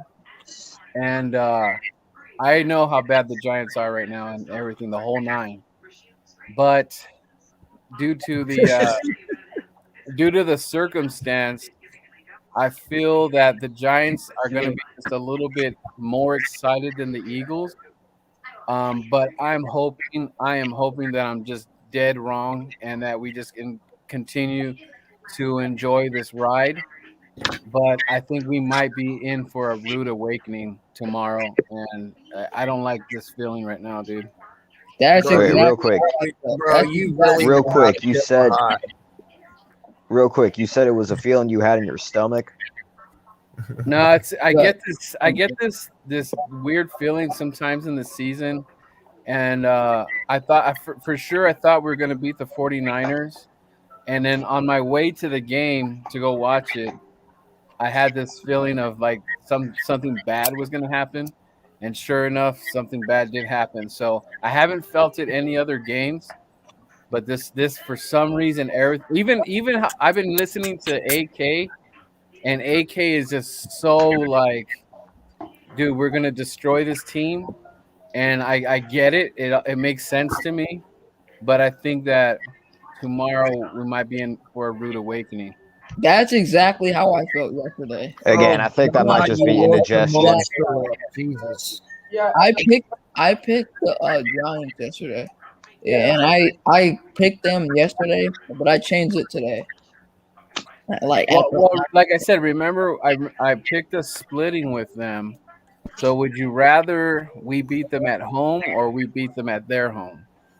right, and Beat them they both times. do a little bit Well, I was better. gonna say I we're gonna wanna beat beat them them both. both. So. Yeah, but bro, when I you know what, I also had a splitting as well. Okay, I admit Yeah. that at the beginning of the season. But when I sit here and I look at the stats right now and how our offense is playing and being first in rushing and second in scoring, you know, and Hurts the way he's Yeah, get some playing. Pepto-Bismol. It's kind of like you can't lose scenario, but it's like I said, I do know there's that 1% chance. Like, hey, it can't happen. Don't worry. I know the NFC East when we Yeah. meet, them games get interesting, you know. But when you look at everything and what it's built up to be at this week, statistically, there's no way in hell we should even come close to losing this fucking game.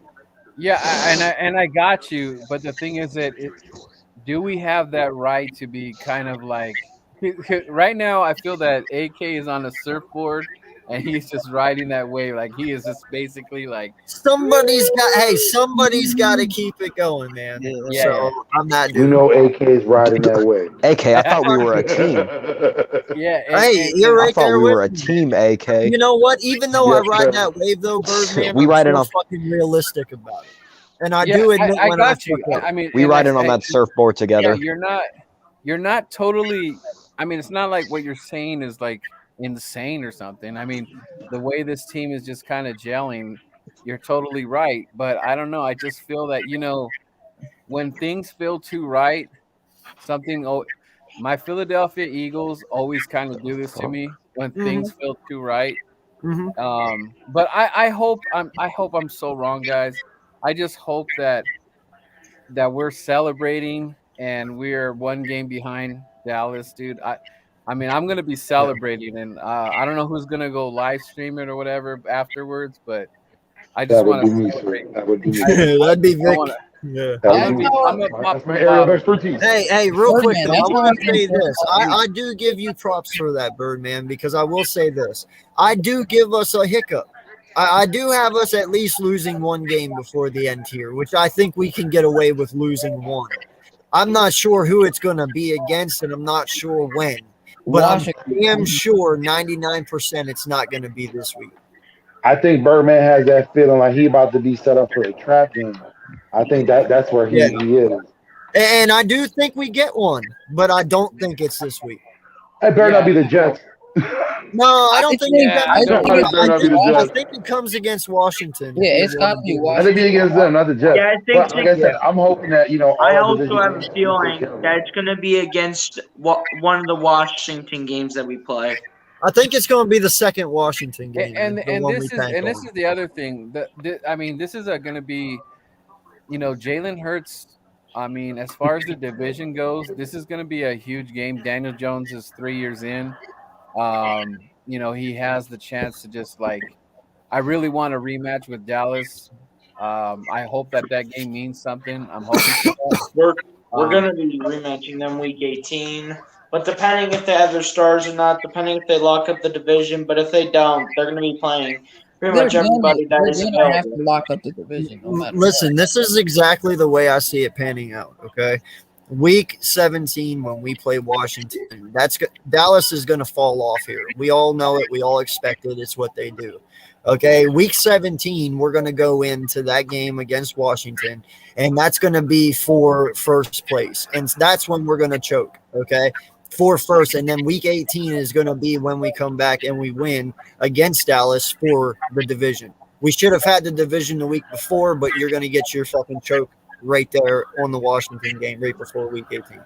So we'll right still now, make it in the playoffs, but Washington more or less is the better team, right, than the Giants?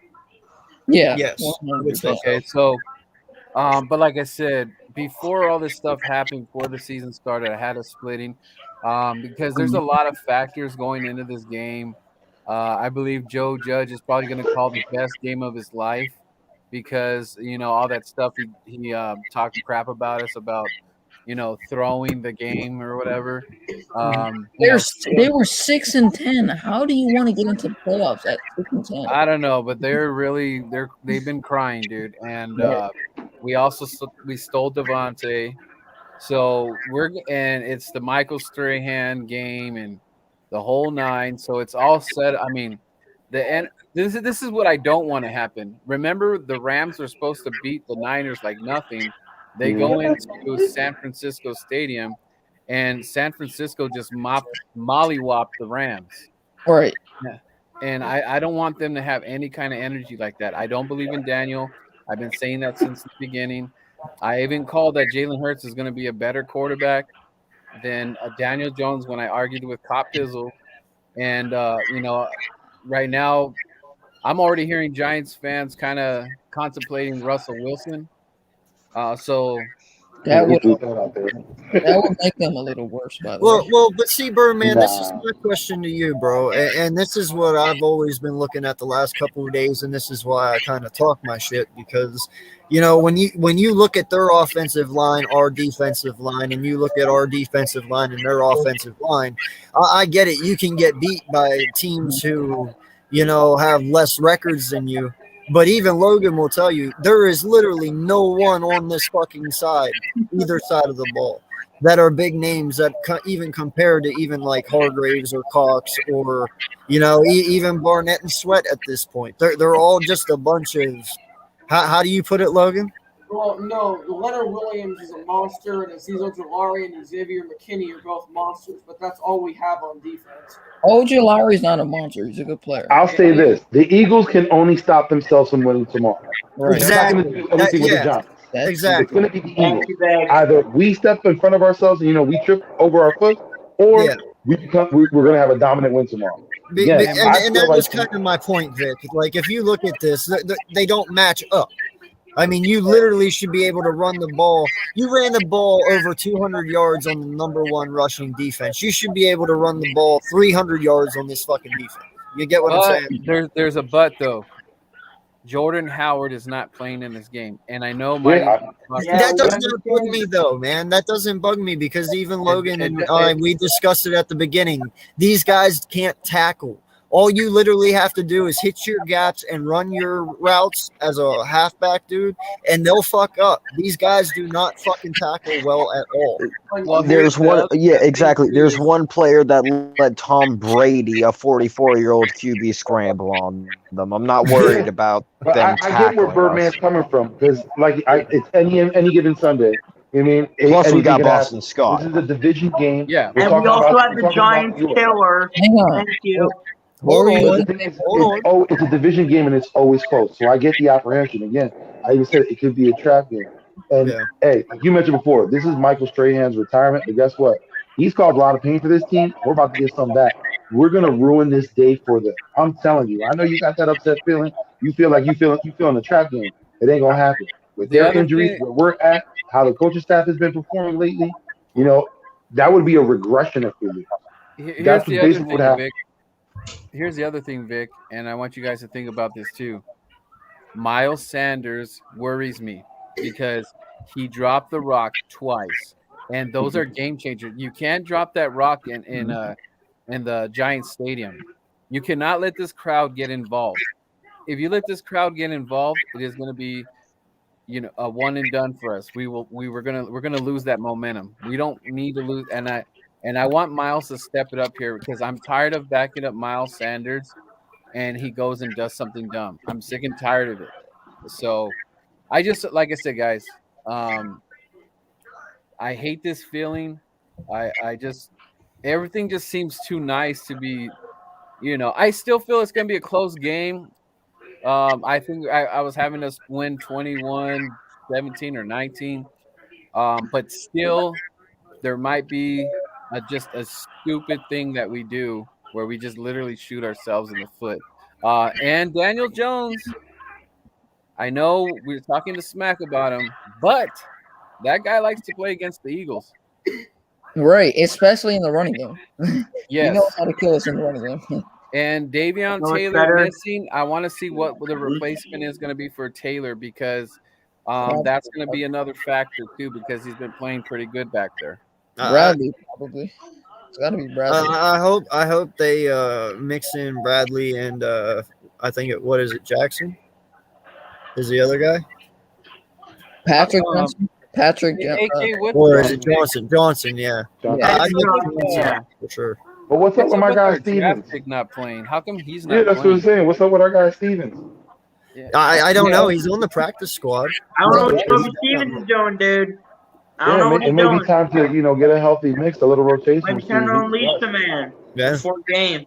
Yeah, that is the point of concern because we mentioned our linebacking core with that loss, that injury of Taylor. TJ Edwards only had a handful. Look at it this way. We don't know if that can continue going forward. Hold on, B. My bad, bro. My bad. Go ahead, Vic. Yeah, you don't know if that can continue going forward. Like right now with the Giants, that's a big issue for them. They lost Martinez. Look at how their team reacted. That's 100 tackles. That's a lot. That's a lot to lose. Even though Taylor's not in that caliber, again, we don't know what we have out of Edwards. We know we don't have much out of the rest of this linebacking core. So that's something to be concerned about. And here's the other thing too. And if the Eagles go and win, I think it's still a very important win for Jalen Hurts, especially because it's a division game, and it kind of lets us feel a little bit better as far as going forward in the division that Jalen Hurts is going to be a competitor. I still want to see it against Dak. We haven't got it yet. I know we basically didn't run the ball at all in Dallas, which is the dumbest thing you could think of. But people could say, oh, you beat the Giants. They're tanking or whatever. But to me, I don't care because we already know how this NFC East is. And it doesn't matter what the records are. Everybody's been saying it. But the thing is, it's an important game for Jalen Hurts because we want to see where we're at with him. This is a division rival, and he has to bring everything that he's been doing. It has to be brought to the table. And you cannot let Daniel Jones get comfortable because remember, Gannon still has me I'm feeling a little bit better with him, but then he sometimes has these weird games where he lets the quarterback do whatever he wants. And I know Daniel's been screwing up, but he's got a lot to prove too, because he's also fighting for his job. Because right now, if he keeps continuing to play the way he's playing, he might be sitting bench. He might be second string. I don't know what they're going to do, but it's not looking good for Daniel. And I don't want to I'm not taking shots at Daniel. The Giants have plenty of issues, but he himself is a brand. He doesn't want to go out there. He wants to make money too, provide for his family and all that stuff. So I expect him to play his heart out, especially because it's New York and everybody. The lights are bright and everything. Strahan and the whole nine. So Right. And to add on to that, Logan, who was the guy that y'all got from LSU that was in that Joe Brady offense? What happened? That the guy that y'all have in that Joe Brady offense that he was at LSU with Joe Brady. What's Callaway? Him. He's also going to be calling plays with Freddie Kitchen, so it's going to be more like a collective effort. And Daniel Jones has finally gotten control of the offense, so it's more sort of going to be a control now for Daniel Jones. So it can't be times where he messes up because now the escape road is gone. There's no more Jason Garrett for Daniel Jones. So if he doesn't do good these next 7 weeks, his ass is gone out of New York. Yeah, but you also have to remember, though, too, Slay, we have that experience as well where there's too many hens in the hen house, if you know what I mean. If you have too many people putting their minds into one offense at one time, you can get some disagreements, you can get some misfires. I mean, it's not easy. So you got to see if they can handle that as well. Joe Judge is smart, and he wants to see what he has out of his quarterback. You have Freddie Kitchens, you have the other coach you mentioned, and everything gets funneled through Daniel Jones because ultimately he's the guy who sees everything, and you got to trust your quarterback sometimes. Yeah, and this is the time. Again, we're in the third act. This is the third act of the season. If the Eagles are looking like the way we were in a position where we're trying to figure out what we have in Hurts, the Giants are trying to figure out what they have in Jones. This is the time to find out. These last 6 games, this is the time to find out for both sides. Well, see, and this is why I'm not worried about Jalen Hurts so much because, we had Jimmy Smith on 2 Fridays ago on our late night show, me and Jerry Lee, and he had his Jalen Hurts' chef on one night on his show, and his chef told him that one night. I know exactly what you're talking about. Yeah. Hold up, this man got his own chef. He said, this man said, chill out, Slay. Go. Damn. The fuck? Trying to steal my man's thunder. And no lie, so this chef was sitting there, and they had Hurts on TV, and they were talking about how the team was going to be bad and this and that, and how he isn't a franchise quarterback. Well, the chef walked over and he changed the channel. When he changed the channel, Hurts looked at him and he said, "What the fuck are you doing?" He said, "Well, I thought you wouldn't want to see that." He's like, "No, turn that shit back on." Right? He's like, "I want to see what they're fucking saying." He's like, "I want to see everything." He's like, "Don't hide shit for me." They were All showing right, and then highlights, right? And then after that, You know, you look at the Saints game when we win. They ask him about the win, and the only thing he sits there and says is, "Man, there's so many things that I want back from that game." Like he was actually kind of criticizing himself after a win. I love that mentality, man. And when you combine what he said to his chef, that makes me want to run through a fucking wall for this guy. You know, like that's desire. That's wanting to be the best, and we all know that's what he wants to be. And he has the shoulders to carry us for sure. He's proven it. You know, and then you sit there and you have that will to be better after a win. I don't question it. That's why I don't question it. If you feel what I'm saying. Well, we even saw Rodney McLeod say, I didn't know if you were done or not. We even saw Rodney McLeod say, when he speaks, we listen. We go as far as he goes. So, I mean, Jalen's got this locker room. Jalen's got majority of the fans. Right. He's got stuff that you can't teach any QB. Yeah. Who's Jay Milton? Is he a new guy? No, he's been here. Jay Milton's been around for a while, man. He's been a loyal subscriber to my channel and stuff. Jay, if you haven't, obviously, definitely check out my guy down there at the bottom, Birdman951. Good content creator for the Eagles as well. Definitely hook up with him, man. Right. Jay's that guy. Yeah, Jay's a good dude. Yeah, Jay's awesome, dude. And I keep Very saying specific too, huh? Yeah. Going back to Jalen Hurts, he really reminds me of a young Russell Wilson. And every single week I see him play football, it just reminds me of a young Russell Wilson. And that's a good encouragement for Jalen Hurts because he has every trait you want in a quarterback. The only thing that he lacks right now is his accuracy, sometimes his decision making, and he has to scan the field a little better. But if he gets better in those three traits, accuracy, maybe decision making here and there, and the accuracy downfield, I think he can be a really good quarterback. And you saw Russell Wilson his first year. He relied on the running game more, and then he developed those traits with the passing game in terms of the accuracy, throwing the ball downfield. So, I see a lot. No lie, man. I can tell you right now, bro. I can't wait for the day that you come back on my stream and you're like, my brother, I wish I had faith like you this whole time. And I wish I rode with you because I'm telling you that moment is coming, my guy. It's not going to be this year. I promise you. It's probably going to be next year. But Jalen Hurts, in my opinion, has bought himself another year. He's proven enough to 100%. say 100%. he is definitely our guy, at least for next year. But I promise you, next year, he's going to show you something that is going to be so eye-opening, it's not even funny. Yeah, but that all depends on what Howie and Jeff are going to do. And you made a valid point when you said I did not like Jeffrey's body language. I did not like it one bit. No. Right.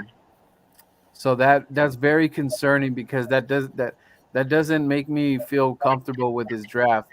Because you guys got to remember, as long as Carson was here, it almost seems like we never went and got out to get that rock receiver. That weapon. I know we got Alshon Jeffrey, but he was already an established receiver in another place.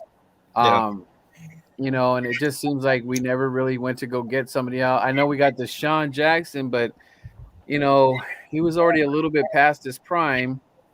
Corey Smith,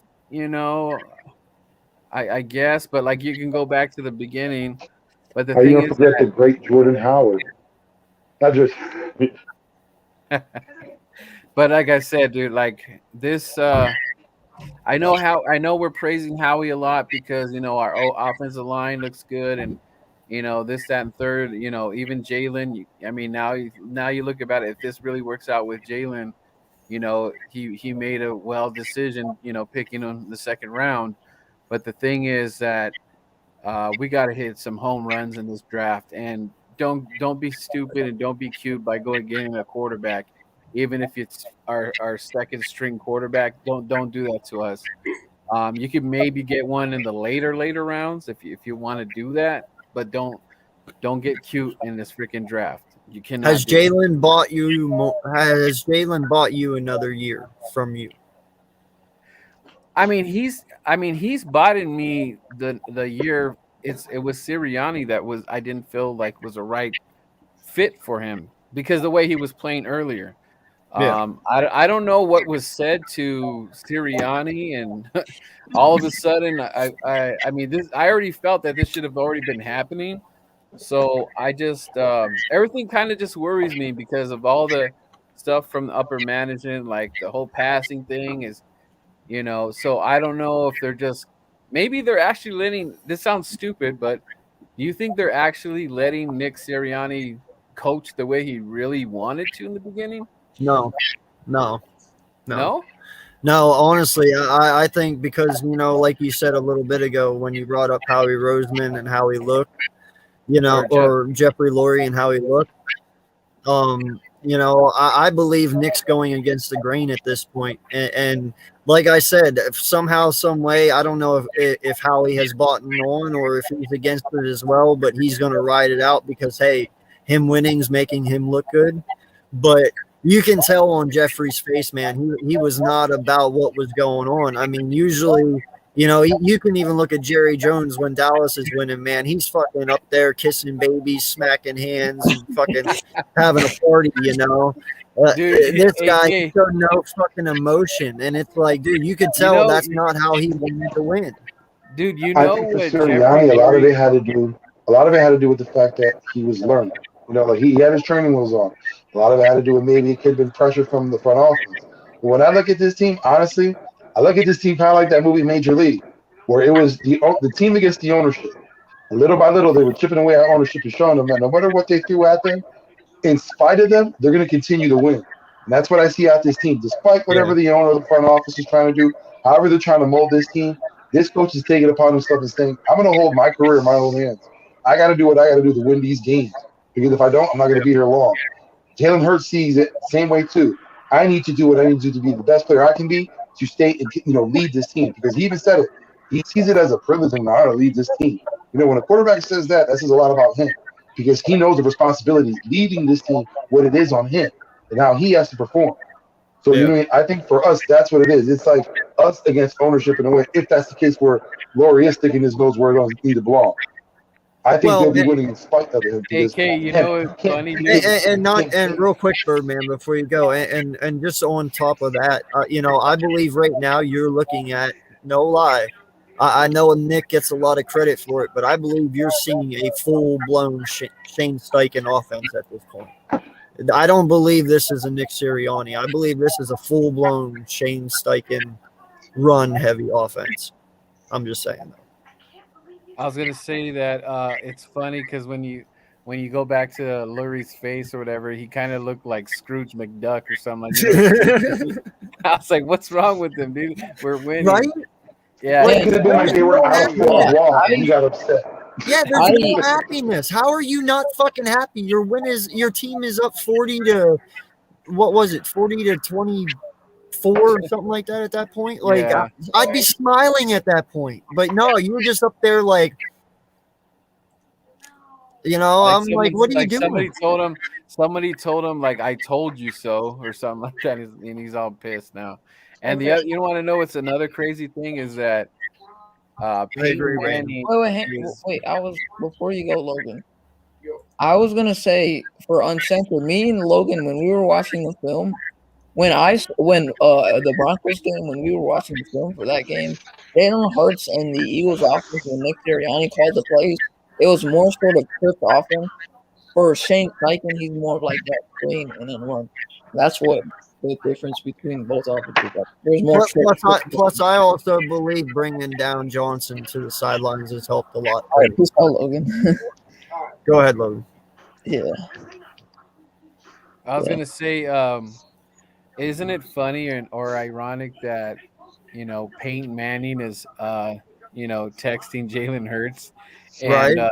And his brother Eli Manning's right there. You know they do that. I haven't watched the Manning's Monday night thing. I don't even know what the heck that's about. But It's pretty funny. Yeah, Yeah, I it's watched fun. it one night. It's Oh, yeah? pretty good. Yeah. I'll check. I gotta check it out. But what I It's- was gonna it's say pretty is good. that his brother is freaking texting Jalen Hurts out of all the quarterbacks. I know he probably texts other quarterbacks, but Jalen Hurts out of all people, and he's like, Eli Manning's right there, and he hates the Philadelphia Eagles, and he got his brother coaching, texting the freaking quarterback of the team Well, that he he's- can't stand. Well, Hey, and I that would right not there, oppose He said that they've right had there should relations tell since you- Oklahoma. Yeah, or but since that right there college. should tell you how special this kid is. Yeah, I mean, Peyton Manning's trying to reach out. he's even got Peyton Manning's eye, you know, and he's wanting to help him.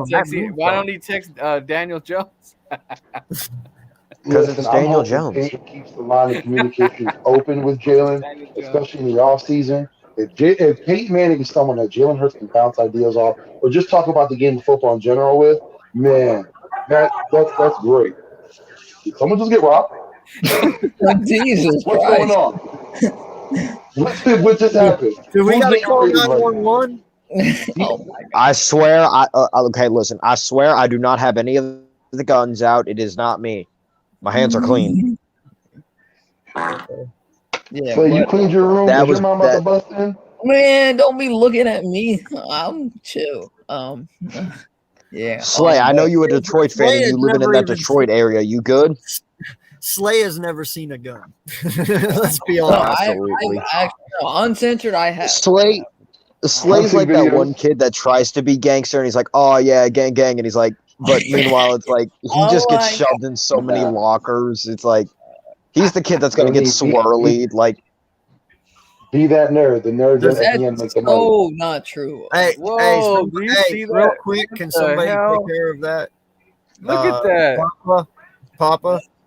on it. Holy Give me a second. cow. Thank you, Give me sir. a second. Thank you. I'm not on my computer, so it takes longer for me to do this. Oh God, no, not the FBI. Yeah, mods. I know. Hey, Birdman, I know that. At least we can't. At least we can't read it. That's the great part about it. Birdman, is that you with your buttons? I my guy? genuinely thought someone really got like their door busted down. Thank you, Milton. Appreciate you, buddy. Just the way I got it, by the way. Just the way that Vic like stopped talking and was like, "Oh shit!" Like genuine concern in his voice. He was like, something's going down. No, Can anybody read that? Dude, we're No. on Squid Games, bro. Someone's gonna No. get eliminated. Slay, I swear to God, I'm. You know, Slay will be that sneak. He's setting all of us up. listen.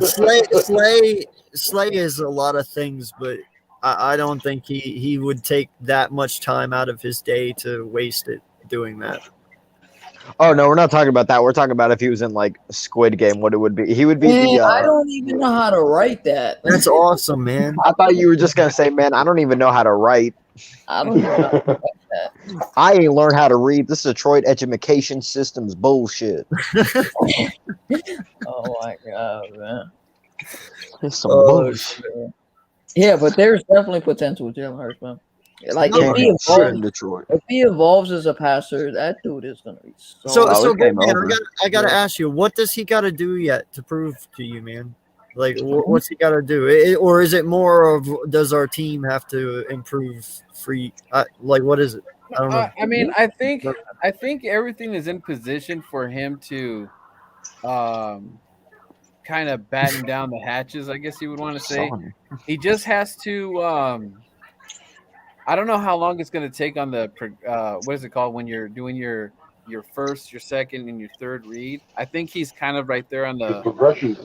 I would say he's in the 1 or 2 range where he's feeling a little bit more comfortable. Yeah. The problem is we need a veteran receiver here because Quez and I like Quez. Don't get me wrong. I love Quez. But you know, Quez and Jalen are just a little bit too quiet for me. I know sometimes they are open, and I don't know if that's just because Jalen and Jalen are just not trusting each other, or you know, Hurts. Jalen, a family company. You know, it's a Jalen and Jalen crime, or I don't know what you want to call it, but No, you can something tell it's off not of there. You can tell it's not there. Yeah, it's something all about the Jalen Devontae. It's all about the Bama connection. Right. It would be awesome if Jalen and Joe can connect. You know what I mean? Because again, I think Jalen Rager has a lot of talent. Maybe on another team or in a different scheme, he might look better, or maybe he's given more opportunity. But Richie, I don't know, man. The Raiders. There's a lot of ifs with him, and also we don't know if Sorry, maybe it's just the experience and the time. Maybe next year he might be a different player. The Yeah, Raiders it team just sucks though because fits we don't have that much time to wait. And you want to know what's so cringy is that I had to watch JJ Arcega-Whiteside go for what 20 something yards, 23. and I'm like, dude, did you guys just literally Love you too, slap all Gio. the Eagle fans Thank in you, the brother. face? that play alone, that one play, he had more yards throughout the entire month of November than Rager did in just one play. Ouch. In just one play, I was like, "You've got to be shitting me." And Slay has more touchdowns than freaking Rager. Yeah, right? I was just about to say Slay has Slay's 3 got more touchdowns. Man, Slay's got more touchdowns than a lot of people. Then the whole Giants receiving crew too. I heard. He Well, has he's got more touchdowns touchdowns than the than entire Kittle. Right. Yo, what's good, Coach? Hey, I'm going to drop the link if you want to come on. Good, Dante. Any of you guys, definitely, anybody can come on. I'll go as long as y'all go. I think I keep seeing that one or that chat notification pop up. I'm like, all right, let me make sure it's not no like Nazi dictator or whatever again. I think Rager fits the Raiders game. What the Raiders got going on. I think he fits the Raiders more than the Eagles. Because the Raiders are like they would be like one of those offenses where you can use him in the end around way more. So is he going to go to jail in a couple of years or No problem, Gio. But the thing No, is, I think he's gonna get one more year. But I feel like if he was with the Raiders, he'd do a lot better because No, I agree. I think Rager's going to be here next year as well. Yeah. But, dude, I just can't anymore, man. I can't fucking do it anymore. I'm tired of these whack-ass, half-ass receivers. Like, I just want fucking people who can catch the goddamn ball and make shit happen. Yeah, that's why we Is that too much to ask still for, need to bro? get a veteran receiver too. Like is that? Yeah, that's what I'm talking about. Is that too much to ask for? Like, can we just get it like a Godwin or like just somebody, man? Fucking. You know what's crazy? Ask for at all, but you have to look at the cap implications that come along with it. If you want to pay someone like that, because Godwin, when you talk about him, he wants to get paid some good money. Are you willing to put that up? Now with Rager, you don't know what he has under a second year under this offense. This is his first season under this offense. Yeah, we're down. Get that out of here, bro. Just get that out of here. We don't understand their language. No, that's not. I'm trying to block him, but it's not allowing me. He's trying to get it off the car. Oh, he pulled it back up again. Okay, I was like, no, it won't allow me to take it off though, which is pissing me off. Yeah, I'm definitely not about that. So is he a moderator or what's going on? Yes, I made Adolf Hitler a fucking moderator of my channel. What? No! Why did you make him a moderator? I didn't make him a mod. He's not a fucking mod. I was being sarcastic like that. My bad, bro. I think just record his comments. That's easy. Record his comments. Just literally record them. But yeah, it's up past it now. So yeah, I just recorded him. Now he's not in the chat. No problem, Gio. Moderator. Yeah, like that. Trust me, that'd be the last dude that gets a mod in this chat. You know, AK man. No, but so let's look at Dawkins then. Granted, he is quiet all year long. Now that isn't all on him. I mean, we only target this kid like 3-4 times a game. That is scheme I take, but what we got Rager and we got Dawkins. Now, like I said, I'm good on Rager, but I still believe Dawkins has something and something he can prove. I don't think you definitely have to walk away from him yet, but I mean, what do you guys think about that one?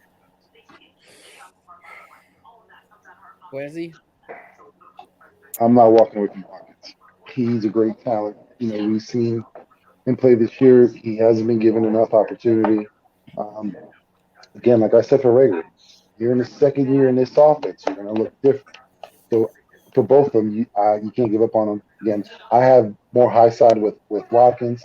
I think he's better talent. But we're a developing team. This is a developing wide receiver core. They're young. They're going to have their shortcomings. They're going to have their issues, and that's what they're going through right now. But imagine this team, if they can stay together for at least 2 seasons, what they'll look like. We could potentially, if they can grow, have one of the best homegrown receiving talents. A lot of teams aren't in that position. If you're talking in that way, then Vic, in my eyes, then you have to get rid of Moorhead.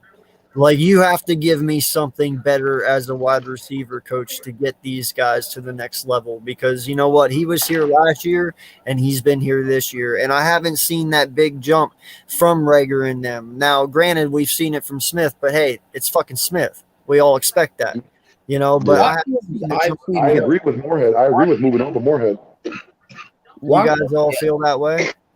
Yeah, but look, who would we get? Because this would have been what, like our 7th in 8 years. Bruh.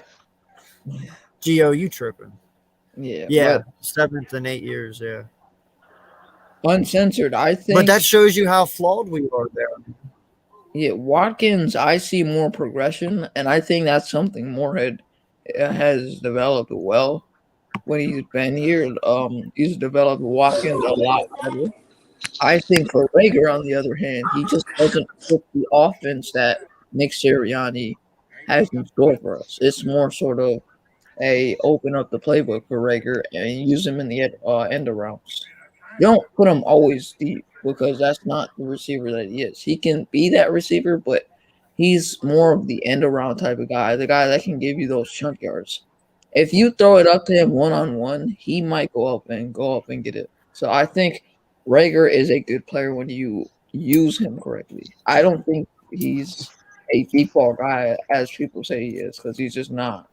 When you do it, it might work, but I think the end arounds make more sense for Rager. Well, see, I've never doubted Rager's ability, bro. I've only ever doubted his mental. Yeah. No, I agree with you. I think his mental side is very, very bad. Yeah. I mean, what do you say to that, Vic? About Rager's mental side, I honestly can't speak to it, because I haven't really heard much of him, quitting or giving out anything like that. So I can't speak to his mental side. I haven't really heard much from him. So yeah, I can't answer that. Now, as for him, has he been playing? Has he had ups and downs? Yeah. Has he rebounded? We've seen he has, like I mentioned before, we've seen the Detroit game. He had, even when we had other games where he might not have caught the ball, but we've seen his attempt to go after that ball. We've seen some spectacular plays when he did that. He could have had some plays, called back. There were some touchdowns he lost out. There were some, times he was pushed out of bounds. If those plays were made, I think this would be a different conversation. We would have been looking at Rager the same way we're looking at him. He does have one touchdown. I'll give him that. yeah, but that's the thing, though, bro. Like those touchdowns, that's what you say. If he makes those, but that's to me, that's Rager's lack of ability. I mean, he literally let that one dude muscle him out of bounds. Like he didn't even fight. You saw it. Like that's lack of ability, though, in my eyes. That's not. You know what I'm saying? Like, no, I understand. But we're again. I say because he's a second-year player. He didn't get much time last year. The same thing everyone's talking about. This is basically his first season going through. Mm-hmm. Out of all the receivers, yeah, he's the one that's doing the worst. He's the weakest link. But if he was that bad, don't you think that Craig Ward would be starting ahead of him? I don't know why he isn't. That's what I'm saying. So again, it also goes to, there's things that we might not be seeing. Again, we really don't know what's going on, because there's a lot of things going on.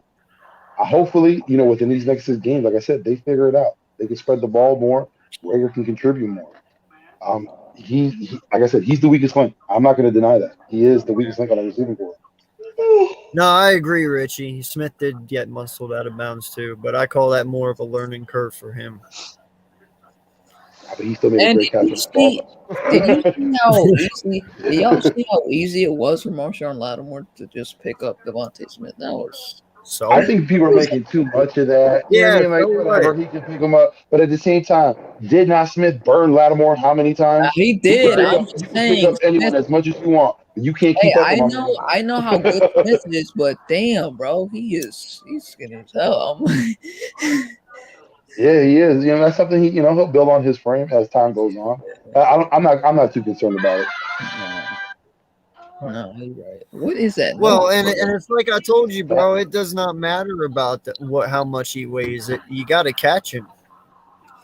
Yeah. You know, I mean, I'm not denying he's not going to get injured whenever you're chasing him down. I'm not denying how good he is. It's just that boy is. No, I know you're not. I'm just saying it's less injury whenever people are chasing you rather than actually getting hit.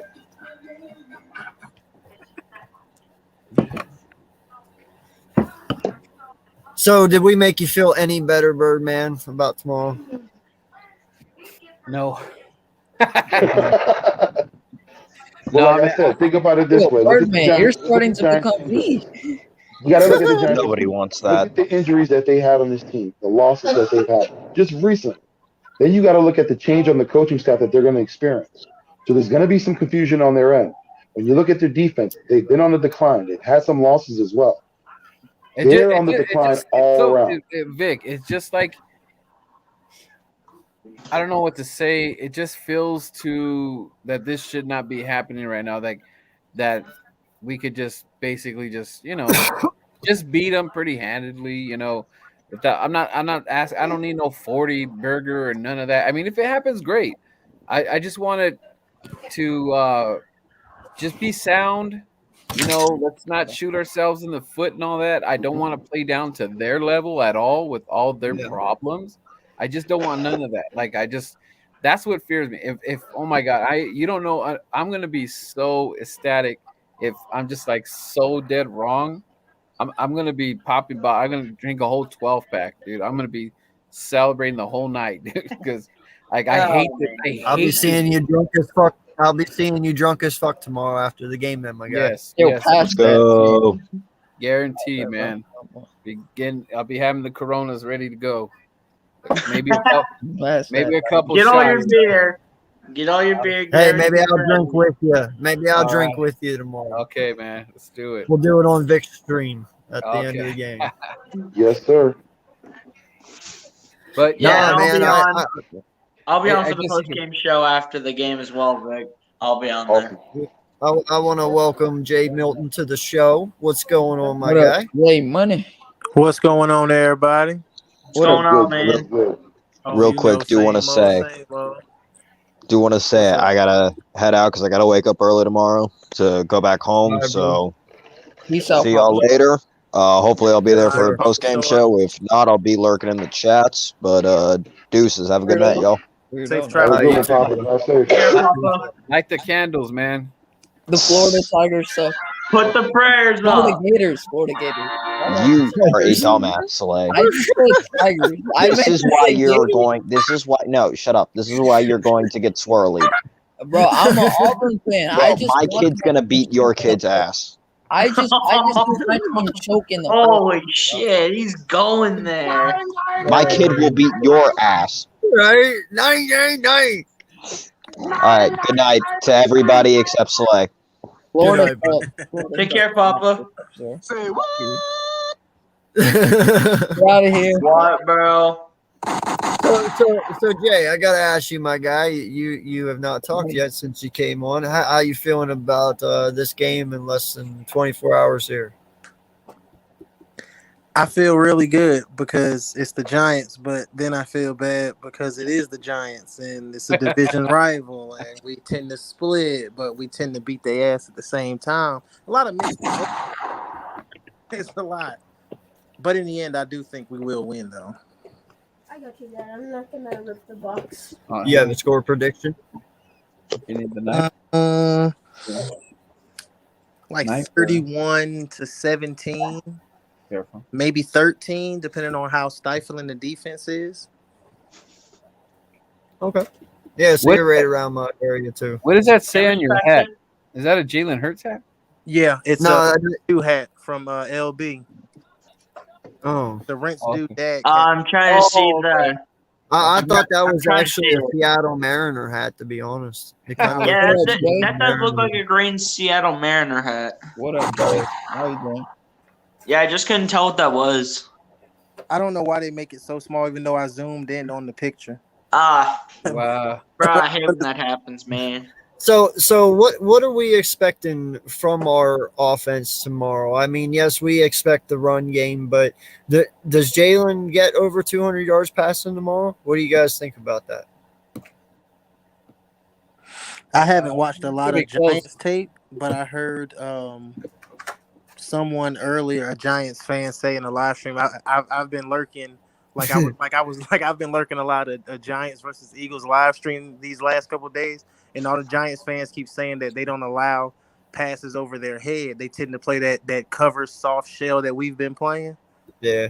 So Soft zone. Yeah, soft they zone. don't That's allow it. that. Soft zone. Yeah. So if they're playing, I don't see why Jalen Hurts can't have a game similar to what any of those elite quarterbacks put up against us early. If they give it to you, take it. He's that type of quarterback. He's not looking for the 50-yard bomb. He can throw it, but Yeah. he'll take, what I'm saying, he'll take 5-10-yard passes to get down the field. You think he's going to have another game like the Saints where it's all rushing touchdowns, or do you think he's going to have some throwing in it? Man, I'm surprised. I expected more passing last week. Right, me too. I did too. Dang, bro. Going in, I'm like, oh, he's gonna have 3 rushing touchdowns, but he could very well. I'm gonna put him down for 2 passing touchdowns. Is there a mute? Okay. Respect. How about you, Vic? Yeah, I would say the same thing. I would say you're going to see something like the performance you see out of him out of New Orleans. He's going to use all his tools, his running ability. He's going to throw the ball. He's going to do it all. I think he's going to come up even. 2 throwing passing touchdowns, 2 rushing. And yes, he will throw over 250. Nice. I like to hear that. How about you, Big Play?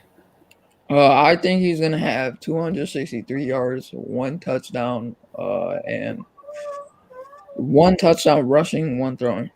That's one. Say what? How about you, BLSG? I'm going the complete opposite of you guys.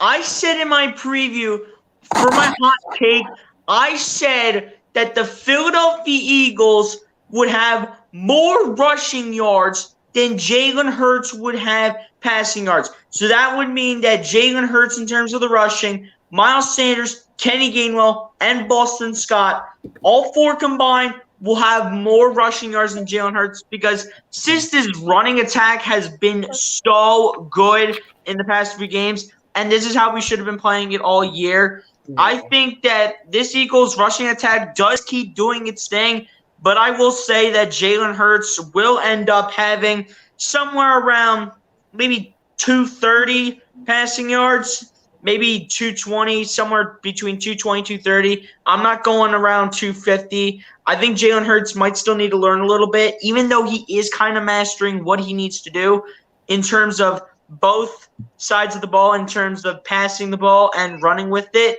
So I'm not going to go around 250, but I'm going to get pretty close. But I'm saying the Eagles' rushing attack is going to have more yards than Jalen Hurts in terms of the passing. Say what? So you're saying that they're going to have like 250 on the ground then? Yeah, I mean, this is how we play. I mean, if you expect, I'm all for it. I'm all for it. Listen, AK, listen. If you expect what you saw against what used to be in the Saints, the number 1 rushing defense in the NFL, if you expected around like 245 rushing yards, who expected that? How many people expected 245 rushing yards on what used to be the number 1 rush defense in the NFL in the New Orleans Saints? 0 people, if not very little people. Very few amount of people expected the Philadelphia Eagles to put up around 240 something on the Saints rushing defense. And if the Saints had the number 1 rushing defense, and if we put up those kind of numbers on there, what do you think we're going to expect against the New York Giants? a much better rushing attack. Thank you very much. But BLSP, the reason we did so well against the Saints rushing defense is because we put more guys to their guys and we made them more tired. That's the reason we successfully beat them down. And it also helps that we have a quarterback like Jalen Hurts who can beat you with his legs like it's nothing. Guess what? Guaranteeing you, we do the same thing again. Don't care what anybody says. I mean, we have no Jordan Howard. I don't care. Take Jordan Howard out of the mix, all right? Take Jordan Howard out of the mix right now. We got Jalen Hurts, Miles Sanders, Boston Scott, Kenneth Gainwell. Jalen Hurts might have most of the rushes.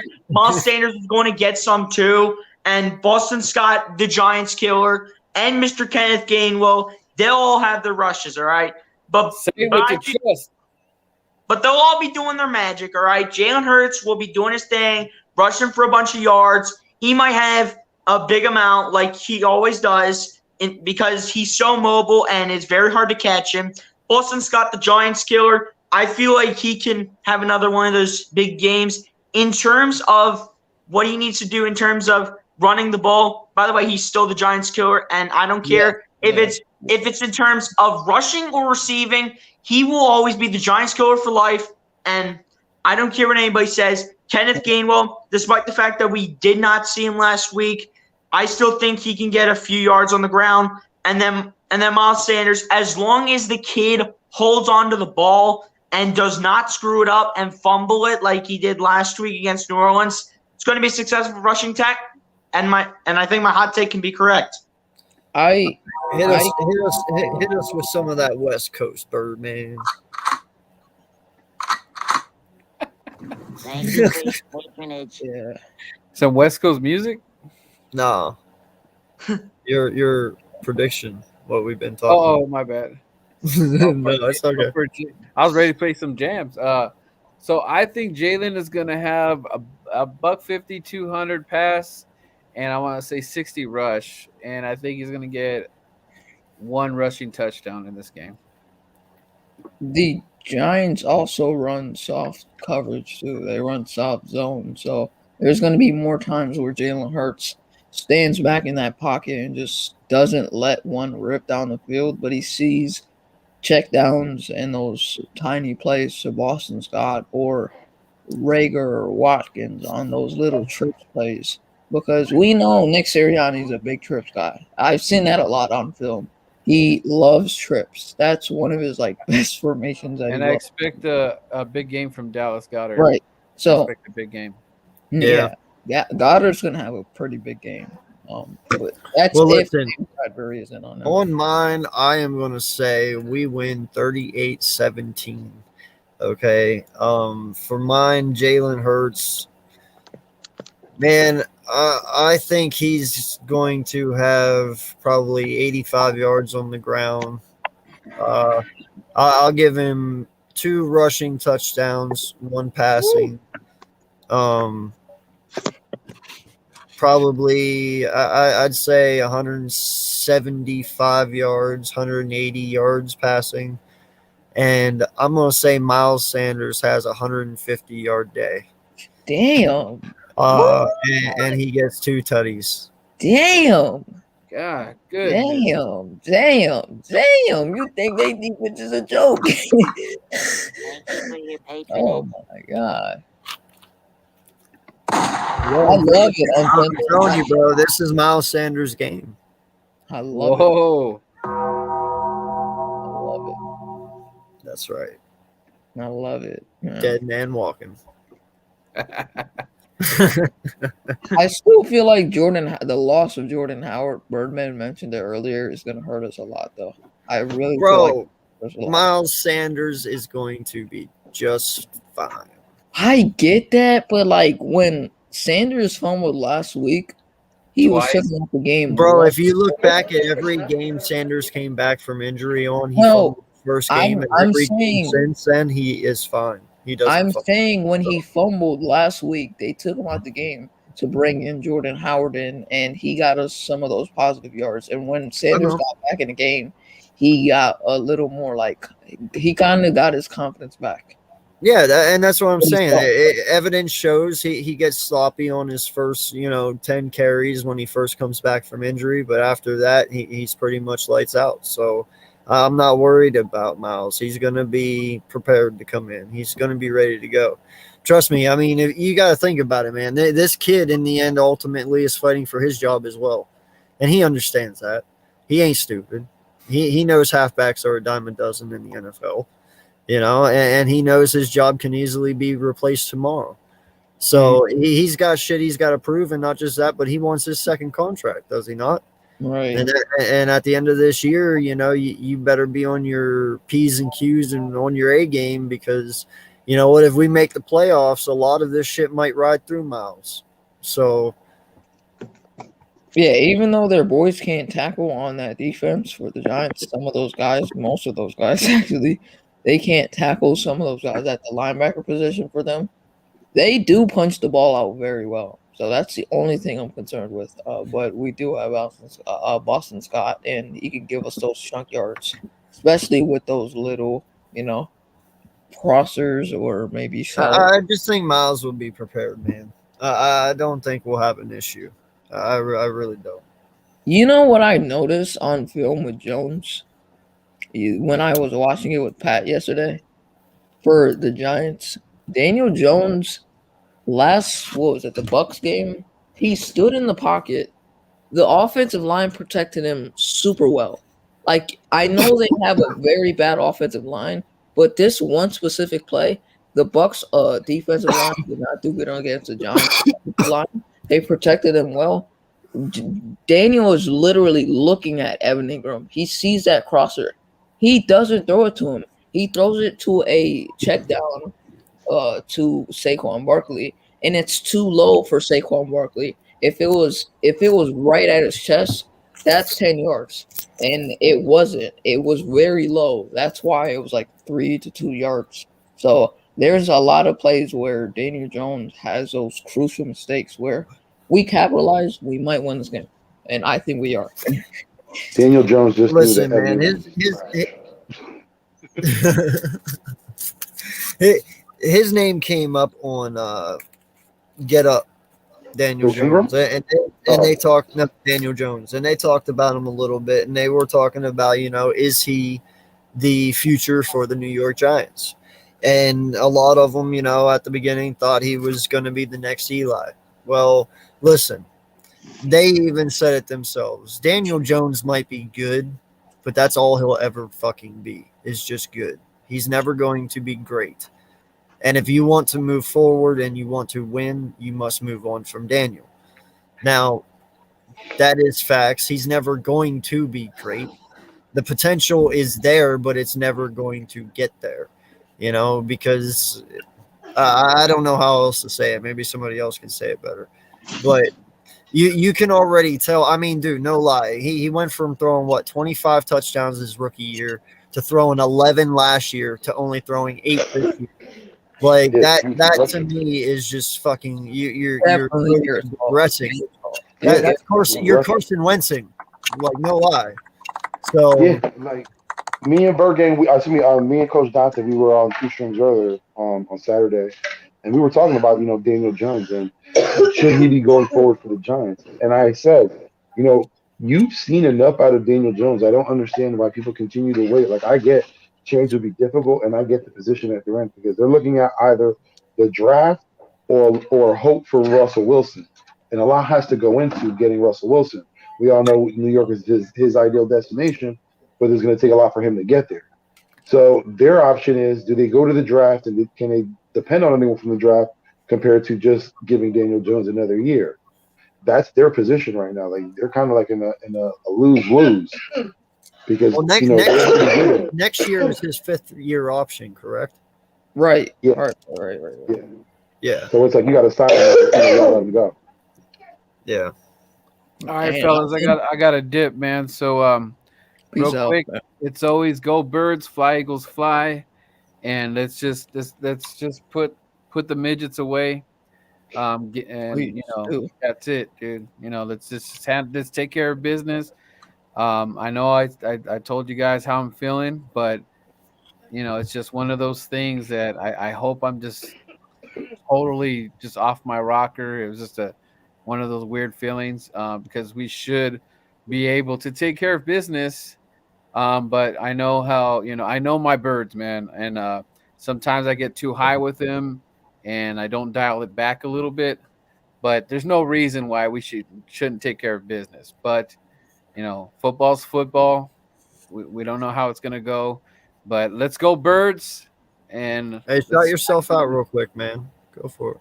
Oh, and reach me at Birdman_951. Also on TikTok. I do a lot of hilarious shit on there. And also on Instagram and the West Coast Birds. You on Facebook. Join up, man. We got a lot of things, and it's crazy, mad fun, man. But I appreciate it. I appreciate all you guys. I don't know if you noticed, but I follow you on TikTok. I don't know if you noticed that or not. Yeah, I'm getting. Hey, man, Cowboy fans are in their feelings right now. It's a lot of, a lot of tears, man, and this thing.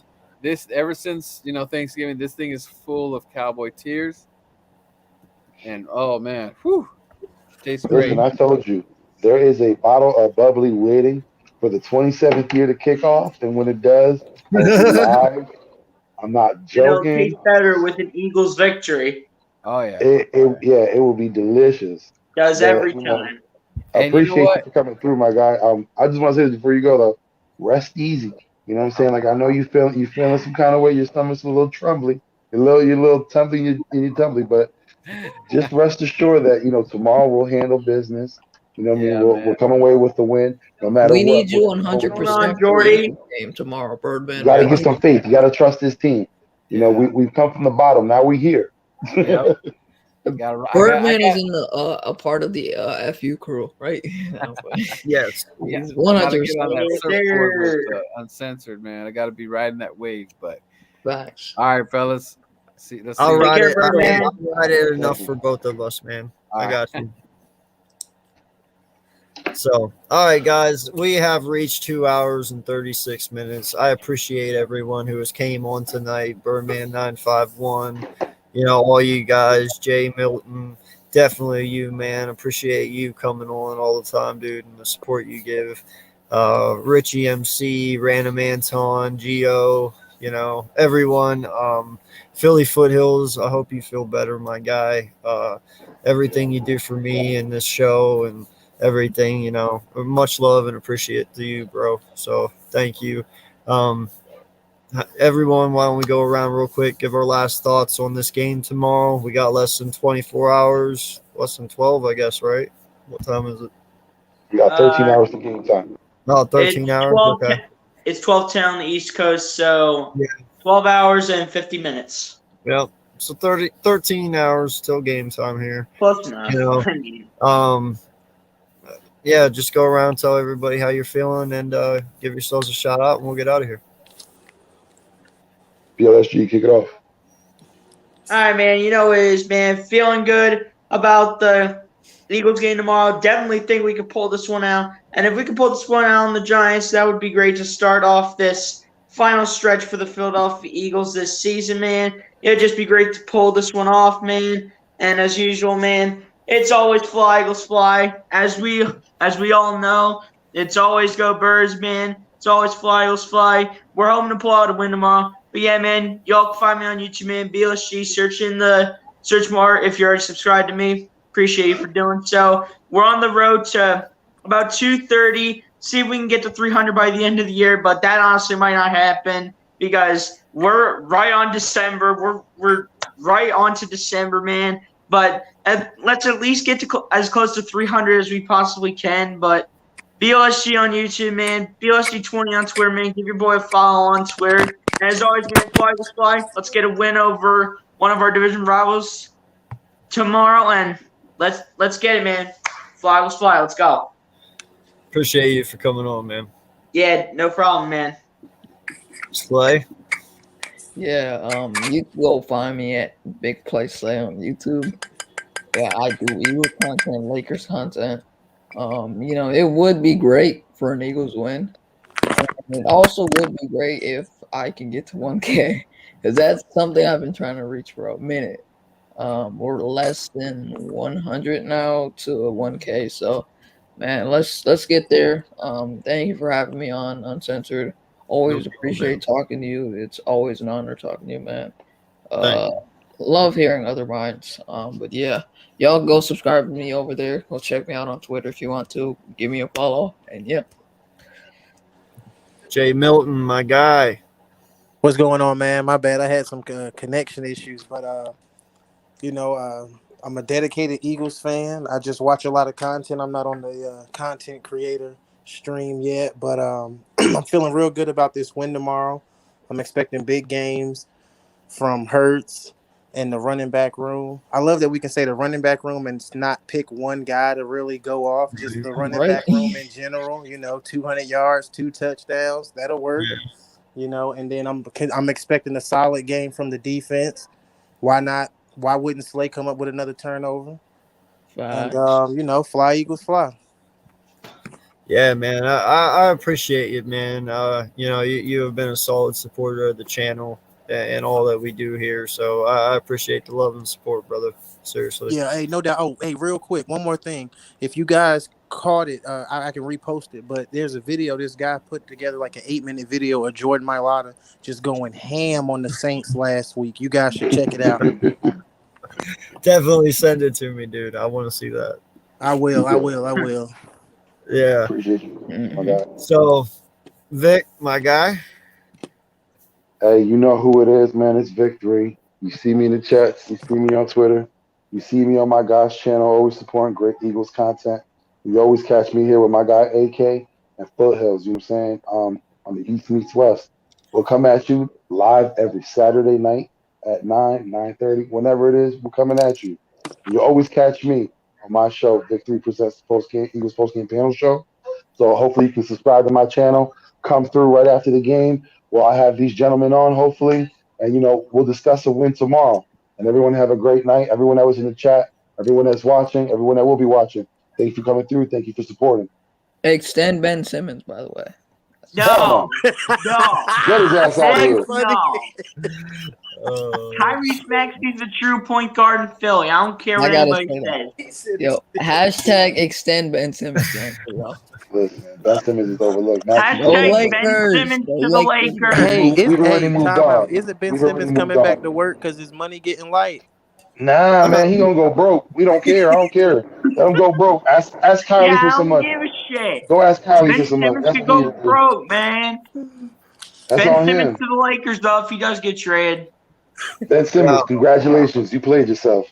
I still can't believe we went to 3 overtimes with the Kings and we still lost. 3 overtimes, Slay. I stopped watching the game because I knew they had. Bro, we went to 2 overtimes with the T-Wolves and we lost by 1 point.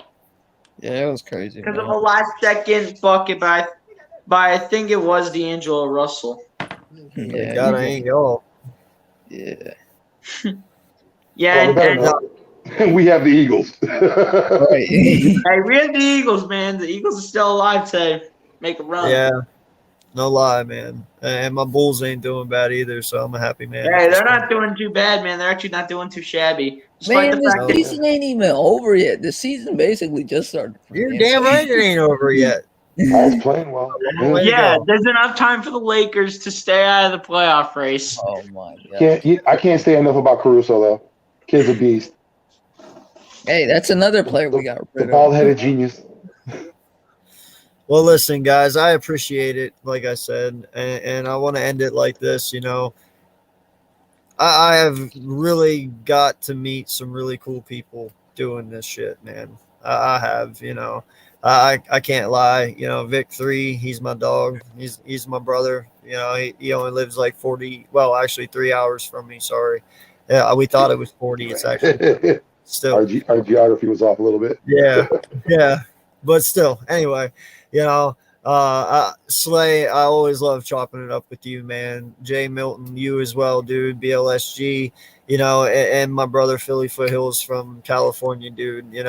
This shit is really fun.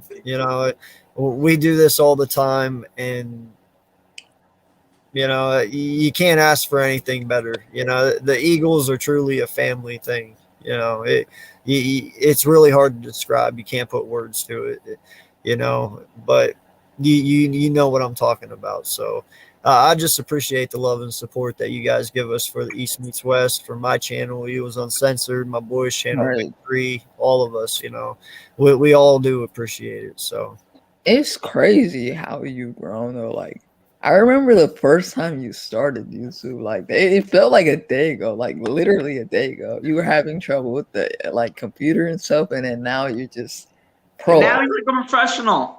Like, Hey, it's like our crazy, guy bro. It felt Foothills like a says it. day ago. It's like our guy Foothills says it. You know, everybody that watches, you know, everyone that contributes, everyone likes and shares. You are the Right. food and water. You know what I mean? Y'all make this grow. It's because of you.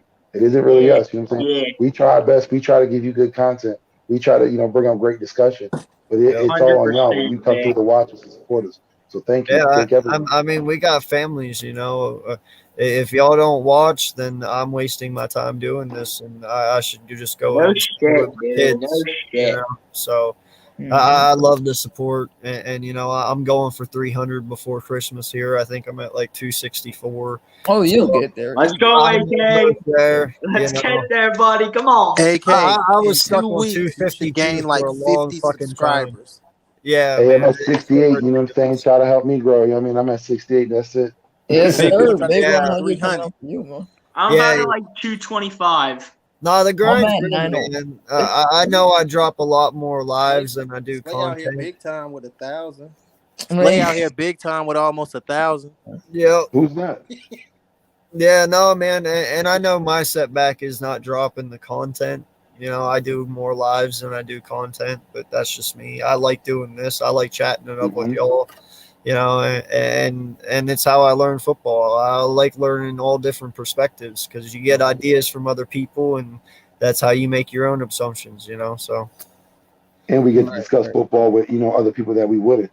Like, you know what I'm saying? Today I got to do it with Joel, which was a great yep, honor. You know, like he's a guy in his own right, you know, in the Giants community, a big yeah, guy on that end. You know what I'm saying? I had the pleasure to discuss it and chop it up with him. That's something that, you know, I wouldn't have the opportunity to have if we weren't doing it in this format. I mean, like yep, it's great, you know, when you're doing your videos weekly, but I think this live discussion panel, you know, this is great because, you know, we all get everyone's opinions. We all have every different point of views. yeah, It's always good hearing Vic's points, man. It's always a battle with us. yeah. Man, Vic be And, going and to he's church. not Hearing everybody's points as a whole. Hey, Vic's he's points not are wrong, man. I mean, because you got to look at it in this sense. Whenever we do this, you know, you get to talk to guys like Philly Mike, you know, Philly Notion, uh, Joe. Castro, and all these guys. To where whenever you're just a fan listening, you know, you only talk in the chat, so you get to get a personal connection with all these guys, you know. And I've talked to them all, and they're all very nice individuals, but you get to really meet some really cool people, and a select few that, you know, you never truly thought existed until you got to meet them. So, you know, hands down, it's cool. It's one of the coolest things I've ever got to experience. And you know, I whoever chooses to do it, you know, in the future, I suggest you do it, because it opens up so many revenues for you. It opens up so many doors. There's so many things you can do, and you know, it's just an honor to be able to do it for you guys, especially the ones that don't do it, because this is fun as hell. And I Yeah, don't think anybody else disagrees with that. If this was not fun, I would not do it. exactly. Exactly, AK. So, yes, we appreciate you. Thank you all again for tuning in to the East Meets West. Until next time, next week it will be on my guy Vick3's channel, so tune in over there. Until Yes, next sir. time, this Saturdays is at 9, AK. right, Vic? What was Yes, that? Saturdays at 9:30. That's right. You know, yeah, kick it off. it Stream varies shows between with Vic, 9 and 10. right? Sometimes it's 10, sometimes it's 9. It varies. It's all good. I got all my bells on, so I'll keep a lookout for it. Sweet. Just Hey, know when it's Saturday night, you're locking it in with us. Every No Exactly. Saturday before doubt. night, we you're No locking go, it in doubt. with us. before we go uncensored, I Yeah. just gotta say the Giants suck, the Bulls suck, the Sixers suck. Anyone Nah, else? bro. We're gonna have to Bro, clip this. talk We're about gonna have to clip Lakers, this. Peace out, bro. yo. Let's end Yo, the stream on talk, that. bro. See, this is what happens when you get every superstar in the NBA. I'm playing. You look at this. You're grabbing Russell Westbrook. You already got LeBron. You got AD, and you're grabbing Carmelo Anthony, and you're bringing Dwight Howard back. And look at where y'all are at now. It sounds like the fucking wheelchair league to me. Hold on. Listen, I saw a video real quick. Hold up. Wait. Out of Give me a everybody second. that This played is in the what we described the 2013 Lakers All-Star with. games. Not this one. Hold up. Go ahead. Hang on. Retirement home. Is that a big wheelchair? It doesn't matter, bro. It's close enough. No, it looks like a big old wheelchair back there. It does look like a wheelchair. It does. I won't lie. That's funny. Yeah, that's hilarious. Well, it's a retirement home. I looked up retirement homes, and All this right, is not so- one of the examples it gave me. Thank you all for coming out. Let's get a win tomorrow. Fly, Eagles, fly. We out. Peace. Giants